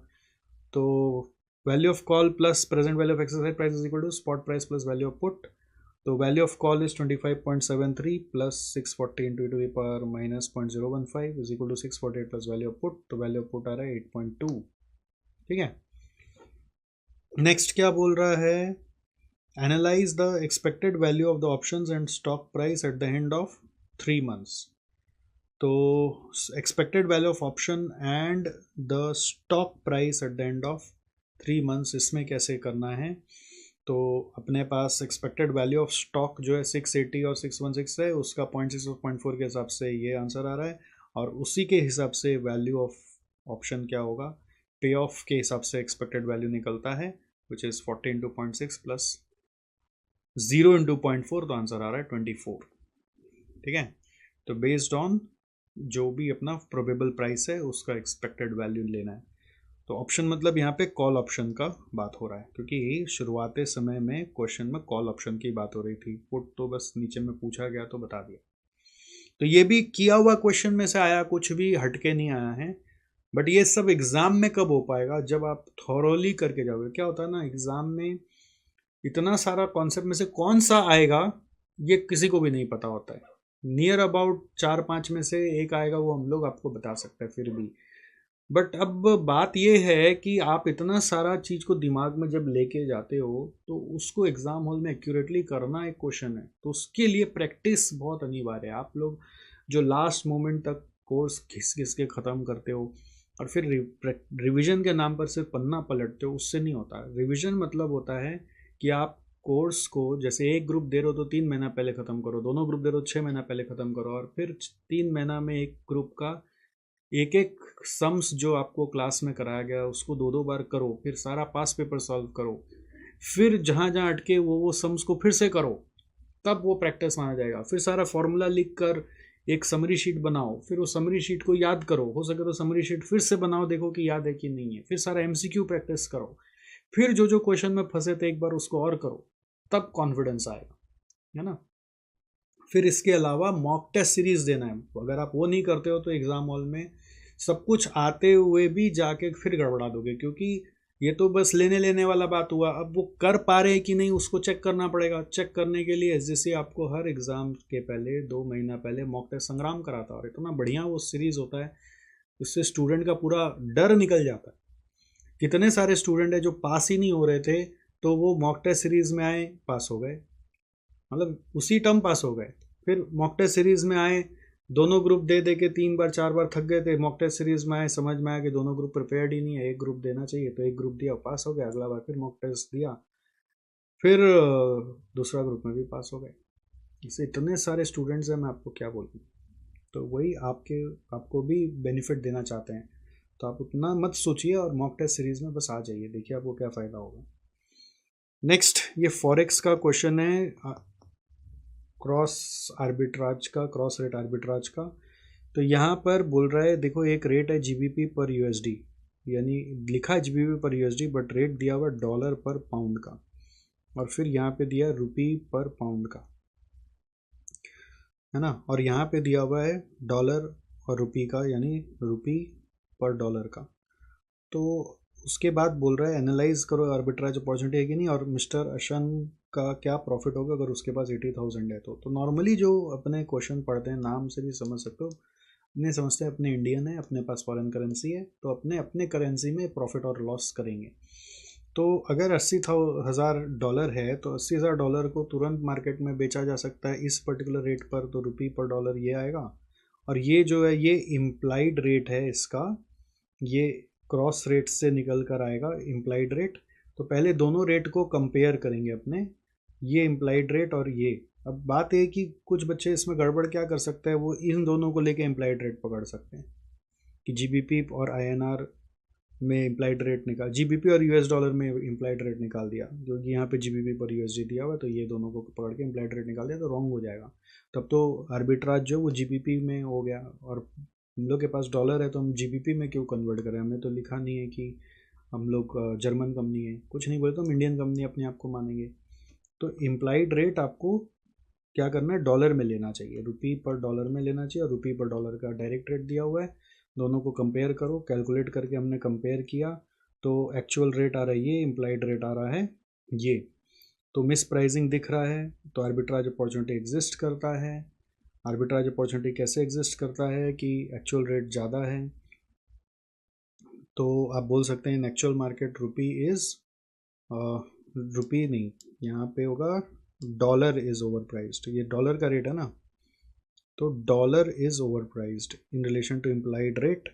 सो जो ओवर प्राइस चीज़ है उसको अपने सेल कर देंगे, तो सेल करके डॉलर सेल करा, हम लोगों ने क्या किया, फिर डॉलर सेल करके पाउंड ले लिया, तो डॉलर सेल करके पाउंड ले लिया, पहले इम्प्लाइड रेट का रूट पे चले गए तो इतना पाउंड आया, फिर उस पाउंड को हम लोगों ने सेल करके क्या किया, पाउंड को सेल करके फिर रुपी बाय किया, तो इतना हमारा 5765 728 रुपी हाथ में आ रहा है। ओके, सो अपने को बेसिकली इम्प्लाइड रूट से 80,000 डॉलर के लिए इतना पाउंड चाहिए, और इतना पाउंड के लिए कितना रुपया लगेगा, इतना रुपया ही लगेगा, ठीक है। बट अपने पास एक्चुअल मार्केट में 80,000 डॉलर का इक्विवेलेंट वैल्यू मिल रहा है डायरेक्टली 6840, तो अपने पास हाथ में पैसा ज़्यादा है, रुपया ज़्यादा है, और अपने को इम्प्लाइड मार्केट से जाने में 5765 ही लगना है, तो जो हाथ में पैसे बच गए वो आर्बिट्राज गेन हो गया, तो ये प्रॉफिट हम लोगों ने निकाल लिया। समझ में आया आपको। तो 80,000 डिवाइडेड बाई 1.5740 से हमने निकाल लिया कितना हम लोगों को पाउंड बाय करना है। सो इस पाउंड को ऑब्टेन करने के लिए कितना रुपया चाहिए, इतना रुपया चाहिए। और हम जब देख रहे हैं कि एक्चुअल मार्केट में डॉलर ओवर प्राइस है, तो हम एक्चुअल मार्केट में डॉलर को सेल करके जो रुपया आया उससे ये पाउंड सेटल करेंगे तो हमारे घर में इतना प्रॉफिट बच जाएगा। इसको प्रेजेंट आप जैसे भी कर सकते हो, बट अल्टीमेटली ये अपना प्रॉफिटेबिलिटी है। अब इसके बाद नेक्स्ट क्वेश्चन जो है ये फॉरेक्स का फिर से हेजिंग वाला क्वेश्चन है। तो इसमें अपने पास एक USD 8 मिलियन का पेबल है, ठीक है, 6 मंथ्स के बाद। स्पॉट रेट दिया हुआ है 6 मंथ, फॉरवर्ड रेट दिया हुआ है, इंटरेस्ट रेट इंडिया और USA का दिया हुआ है, ऑप्शन अवेलेबल कॉल का दिया हुआ है USD का। तो अपने को USD में देना है अमाउंट और USD का एक कॉल दिया हुआ है, तो ये अच्छा है। उल्टा देता है तो थोड़ा सा डिफिकल्ट हो जाता है क्वेश्चन। उसका स्ट्राइक प्राइस 84, प्रीमियम है 1.2, पॉसिबल स्पॉट रेट सिनेरियोज दिए हुए हैं। आपको पहले बोल रहा है फॉरवर्ड कॉन्ट्रैक्ट हेज स्ट्रेटजी बताओ, तो ये तो बहुत इजी है। 84.5 बस अपने को देना इंटू 8 मिलियन आ जाएगा। फिर बोल रहा है अगर मनी मार्केट हेज करेंगे तो क्या आउटफ्लो होगा। तो मनी मार्केट हेज का कॉन्सेप्ट क्या है कि जो काम कल करते हो वो आज ही कर लो। कल क्या करना है, 8 मिलियन अपने को देना है, वो आज कैसे दें। तो 8 मिलियन अगर अपने को देना है 6 महीने बाद, तो आज उसका प्रेजेंट वैल्यू क्या है, पहले USA में 3% का इंटरेस्ट रेट चल रहा है, उसके हिसाब से क्या होगा वो निकालो। तो यहाँ पर मैं आपको वर्किंग फटाफट दिखा रहा हूँ। 8 मिलियन के हिसाब से 3% को अगर 6 मंथ से अगर हम लेकर डिस्काउंट करें तो आज उसका वैल्यू 7.88, मतलब जिसको 8 मिलियन 6 महीने बाद चाहिए उसको आज 7.88 दिया जा सकता है। अब वो 7.88 हम आज ही देना चाहते हैं, तो आज ही मार्केट से खरीद के 7.88 सामने वाले को देंगे क्या, बेसिकली समझो US डॉलर में इन्वेस्ट कर देंगे, US डॉलर में इन्वेस्ट कर देंगे। तो आज 7.88 मिलियन के लिए कितना रुपया लगेगा, तो आज का स्पॉट रेट देखना पड़ेगा 83.7 के हिसाब से इतना रुपया लगेगा। और ये रुपया अपने पास तो है नहीं, अपने पास तो पैसे 6 महीने बाद आने वाले, इसलिए अपना क्रेडिट पीरियड लेके चल रहे हैं। तो इसलिए इन रुपयों के लिए हम लोगों का 659.7 के लिए बोरोइंग करना है। इन रुपयों के लिए क्या करना है, बोरोइंग करना है। कितना रुपया बोरोइंग करना है, एट द रेट ऑफ 8%, 659.7 बोरो कर लेना है। तो अपना आज का आउटफ्लो 686.09 होगा, ठीक है। अगर अपने बोरोइंग करेंगे 8% से, तो रीपेमेंट जो होगा बोरोइंग का वो इस अमाउंट से होगा। रीपेमेंट ऑफ बोरोइंग इतना अमाउंट होगा 686.09।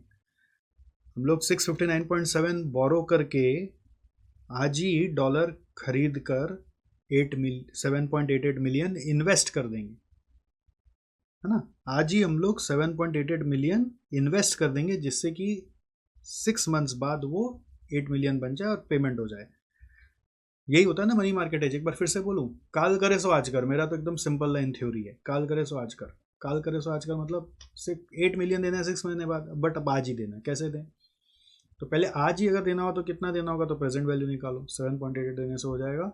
और वो 7.88 अपने डिपॉजिट करके छोड़ देंगे, जिससे कि वो 8 मिलियन हो जाए। 7.88 के लिए करेंसी स्पॉट रेट से इंडियन करेंसी कितना चाहिए, तो 659.7 चाहिए। अब वो रुपए तो है नहीं, इसीलिए तो बोरिंग करना पड़ेगा। तो बोरिंग रेट आ जाएगा इंडियन करेंसी का 8% के हिसाब से, और उस बोरिंग का रीपेमेंट जो होगा वही मनी मार्केट कवर है। तो इट्स कमिंग 686.09, ठीक है।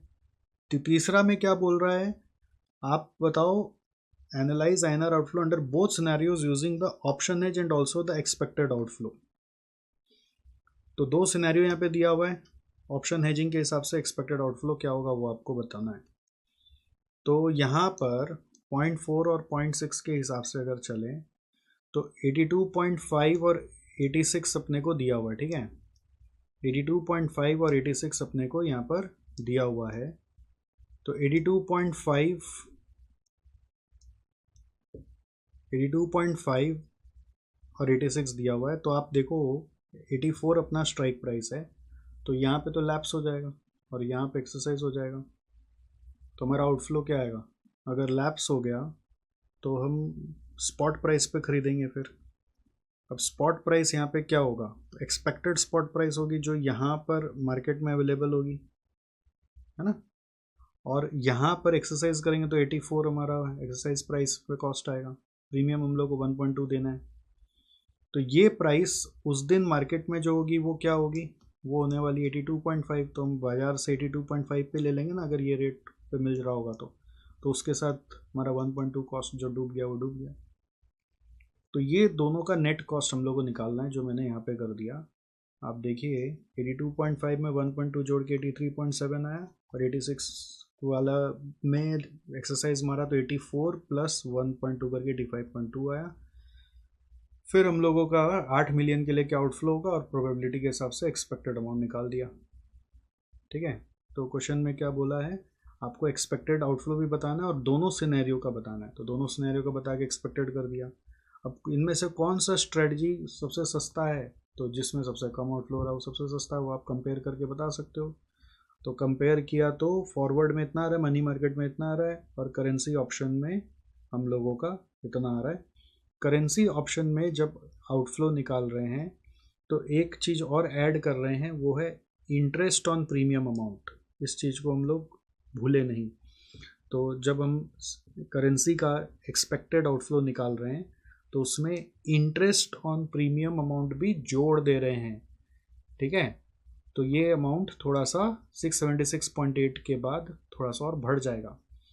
और फॉरवर्ड कवर से 676 आ रहा है, मनी मार्केट से 686.09 आ रहा है, और इससे 677 आ रहा है। तो तीनों में बेस्ट कौन सा है, फॉरवर्ड कवर हम लोगों के लिए बेस्ट है।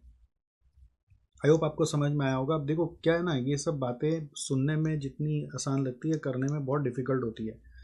तो मेरे लिए जितना बोलना फटाफट आसान हो रहा है, आपके लिए करना डिफिकल्ट हो सकता है, प्रोवाइडेड आपने प्रैक्टिस किया हुआ। अगर प्रैक्टिस किया हो तो आपको मेरे फ्रीक्वेंसी से सब समझ में आ रहा है। प्रैक्टिस नहीं किया हुआ है तो आपको थोड़ा बहुत लग रहा होगा ऊपर से जा रहा है, मेरे को तो याद भी नहीं आ रहा है कि हो क्या रहा है ना। तो फॉरवर्ड कवर तो बहुत इजी होता है, इट इज़ जस्ट मैंने आपको जो बताया कि 84.5 इंटू 8। मनी मार्केट एज क्या होता है, काल करे सो आज कर। मतलब आपको देना है 8 मिलियन, 6 महीने बाद हम आज ही डिपॉजिट करके छोड़ देंगे। आज डिपॉजिट करें तो प्रेजेंट वैल्यू क्या होगा, वो आज उसके लिए रुपया चाहिए, तो रुपया आज स्पॉट रेट पे कन्वर्ट करके क्या आएगा, वो रुपया अब है नहीं तो बोरो करेंगे, तो बोरो का रीपेमेंट क्या होगा, वो मनी मार्केट हेज है। फिर ऑप्शन हेजिंग में थोड़ा सा गड़बड़ा हो सकता है, ये दो सिनेरियो का बोल कर दे दिया तो मिस्टेक होने का संभावना है। तो एक केस में तो लैप्स हो जाएगा, एक में एक्सरसाइज हो जाएगा। लैप्स होगा तो मार्केट से ले लेंगे तो प्लस प्रीमियम हमारा कॉस्ट आ जाएगा, और यहाँ पे 86 में एक्सरसाइज करेंगे तो 84 एक्सरसाइज प्राइस प्लस प्रीमियम हमारा कॉस्ट आ जाएगा। इंटू 8 मिलियन करके हम लोग इंडिविजुअल आउटफ्लो निकाल लिए, 0.4 0.6 से मल्टीप्लाई करके एक्सपेक्टेड निकाल लिए। बट इंटरेस्ट को भूल जाते हैं, इस चीज़ का ध्यान देना है। तो इसलिए इंटरेस्ट ऑन प्रीमियम अमाउंट अलग से जोड़ लिया, क्योंकि कॉल तो आज ही बाय करना पड़ेगा और सेटलमेंट होगा ये सब 6 महीने बाद। ठीक है, और इसके बाद जो 8 नंबर क्वेश्चन है वो थ्योरी क्वेश्चन है। ये सीवियर होता है, कई बार आपको जैसे होता है एग्जाम हॉल में आता हुआ चीज भी क्लिक नहीं कर रहा होता है, पैनिक के कारण, प्रेशर के कारण, कुछ भूल गए हैं कुछ, या करते करते लगने लगा गड़बड़ा रहा है, उतना प्रोमिनेंटली क्लिक नहीं कर रहा है। जैसे फॉरेक्स में ऐसा हो सकता है, एक एग्जाम्पल दे रहा हूँ, जैसे कैपिटल बजटिंग में ऐसा हो सकता है। तो ये दो क्वेश्चन है ना, थोड़े से 2 और 7 जो है ना, थोड़े से लोगों को हिलाते हैं एक बार। इस बार तो क्वेश्चन नंबर 2 फिर भी सिंपल आया, बट 2 और 7 हिलाते हैं। तो उसका बैकअप प्लान होता है, थ्योरी अच्छे से पढ़ लो। ये सारा थ्योरी का वीडियो यूट्यूब में डाला हुआ है, अच्छे से समझ लोगे तो सब कैचअप कर पाओगे। थोड़ा याद कर लो, नोट्स वोट्स बना के चिपका उपका के, इतना तो कर ही सकते हो। तो अब को थ्योरी जो आता है वो सीधा सीधा आता है। इस बार आया सेंट्रल बैंक डिजिटल करेंसी के ऊपर एडवांटेजेस बताओ, और वो है क्या वो थोड़ा सा बताओ। और दूसरा क्वेश्चन आया जीडीआर के ऊपर। तो ये दोनों में से एक मैंने आपको सुपर 50 में भी लिख के दिया था और मैच हो गया। और ये दो क्वेश्चन का आंसर के बाद एक तीसरा पूछा, types of securities and securitization. कभी ऐसा भी हो कि अगर दो भी कर लिया 3 में से, तो भी तो एक एज आ गया ना, देन छोड़ने से अच्छा कोई एक क्वेश्चन को। तो ये तीसरा वाला आ गया सिक्योरिटाइजेशन का। मान लो हो सकता है सीबीडीसी आप नहीं पढ़े हो, क्योंकि मैंने सुपर 50 में नहीं दिया था सीबीडीसी के बारे में, बट ये दो तो सुपर 50 में भी दिया था, उसको भी रेफर करके पढ़ लेते। तो आपका एक एज हो जाता है कि हाँ चलो, अगर मेरे को लग रहा है कि मैं फॉरेक्स नहीं कर पाऊंगा तो मैं दूसरा बैकअप में तो चले जाऊँ, या कैपिटल बजटिंग नहीं कर पाऊंगा तो दूसरा बैकअप में तो आ जाऊँ। तो एक बैकअप क्वेश्चन बना के जाना चाहिए। इसीलिए मैंने आपको एक ब्रह्मास्त्र स्ट्रेटजी दिया था कि prepare for best of 6 so that you can give exam for best of 5। आप बेस्ट ऑफ 5 भी प्रिपेयर करोगे तो अपने आप 4 हो जाएगा एग्जाम में, फिर पास होने का चैलेंज हो जाएगा। तो इन सबके साथ आपका SFM का पेपर रिव्यू को मैं अभी कंक्लूड कर रहा हूँ। आप ये PDF को डाउनलोड कर लीजिए, एक बार और पेपर को लेकर अपने से सॉल्व करिए, फिर जहाँ अटके फिर मिलाइए। खाली बैठ के देखिए मत, सॉल्व करिए। जितना सॉल्व करेंगे उतना खुल खुल के आएगा। हम लोग क्लास में क्या बोलते हैं, SGG करो, स्टार्ट करो, गलत करो, गंदा करो। जितना स्टार्ट करोगे, गलत करोगे, गंदा करोगे, उतना ज़्यादा आप सीखोगे। नहीं करोगे तो फिर कोई सिखा नहीं सकता। अल्टीमेटली अंदर से जो कॉन्फिडेंस है वो तभी आता है जब अपने से करते हो। चाहे वो गलत ही करो तो भी आता है, सही करो तो भी आता है। यही मज़ा है सीखने का। गलत होता है तो भी वो याद रह जाता है, और सही हो जाता है तो भी वो याद हो जाता है। तो ये आपको करना ही है, इतना एफर्ट मारना ही है। आने वाला कोई भी पेपर रिव्यू वीडियो देखेंगे तो पहले आप अपने से करेंगे, फिर मेरे साथ देखेंगे, और मेरा पूरा देखने के बाद फिर से एक बार और करेंगे तो आपका ग्रिप आएगा। अब फिर से और करेंगे मतलब ये नहीं कि क्वेश्चन देख लिया और आंसर देख लिया, फिर पूरा बंद करो, क्वेश्चन पेपर लो, फिर से सॉल्व करो और देखो कर पाए कि नहीं। देखना उसमें भी 100% नहीं होगा, उसमें भी कुछ ना कुछ भूल होगा, कुछ ना कुछ अटकेगा। तो जो अटकेगा उसको फिर गौर करोगे तो समझ में आएगा कि ये कॉन्सेप्ट मेरा अभी भी ठीक से क्लियर नहीं है। तो उसके ऊपर रिवीजन वीडियोस या डाउट पूछ पूछ के उसको सॉर्ट आउट करना है, समझ गए? या फिर क्लास नोट्स को फिर से पढ़ के उसको सॉर्ट आउट करना है। ये कर लिया तो आपका प्रिपरेशन रोबस्ट हो जाएगा। और जिन्होंने भी इसका एग्ज़ाम दिया इस पेपर में, अगर आप अपनी गलतियां ढूंढ पा रहे हो तो बहुत अच्छी बात है। और डिस्करेज नहीं होना है, अपने आप को हमेशा मोटिवेटेड रखना। जो होगा अच्छा ही होगा एग्ज़ाम हॉल में। ये एग्ज़ाम हॉल में तो हो गया सो हो गया, मार्कशीट में जो होगा अच्छा ही होगा, ऐसा ही मान के आपको आगे चलना है। और आगे जो भी कुछ हो उसको एक्सेप्ट करना है और अगले वाले टर्म के लिए और अच्छे से तैयारी करके एग्ज़ाम देना है ना? चलिए फिर मिलते हैं तब आपसे। ध्यान रखिए, आने वाले पेपर का भी रिव्यूज़ आएगा। SCM का, SPMBB का और भी पेपर्स का आएगा। इंटर में भी आ रहा है, फॉलो करते रहिए।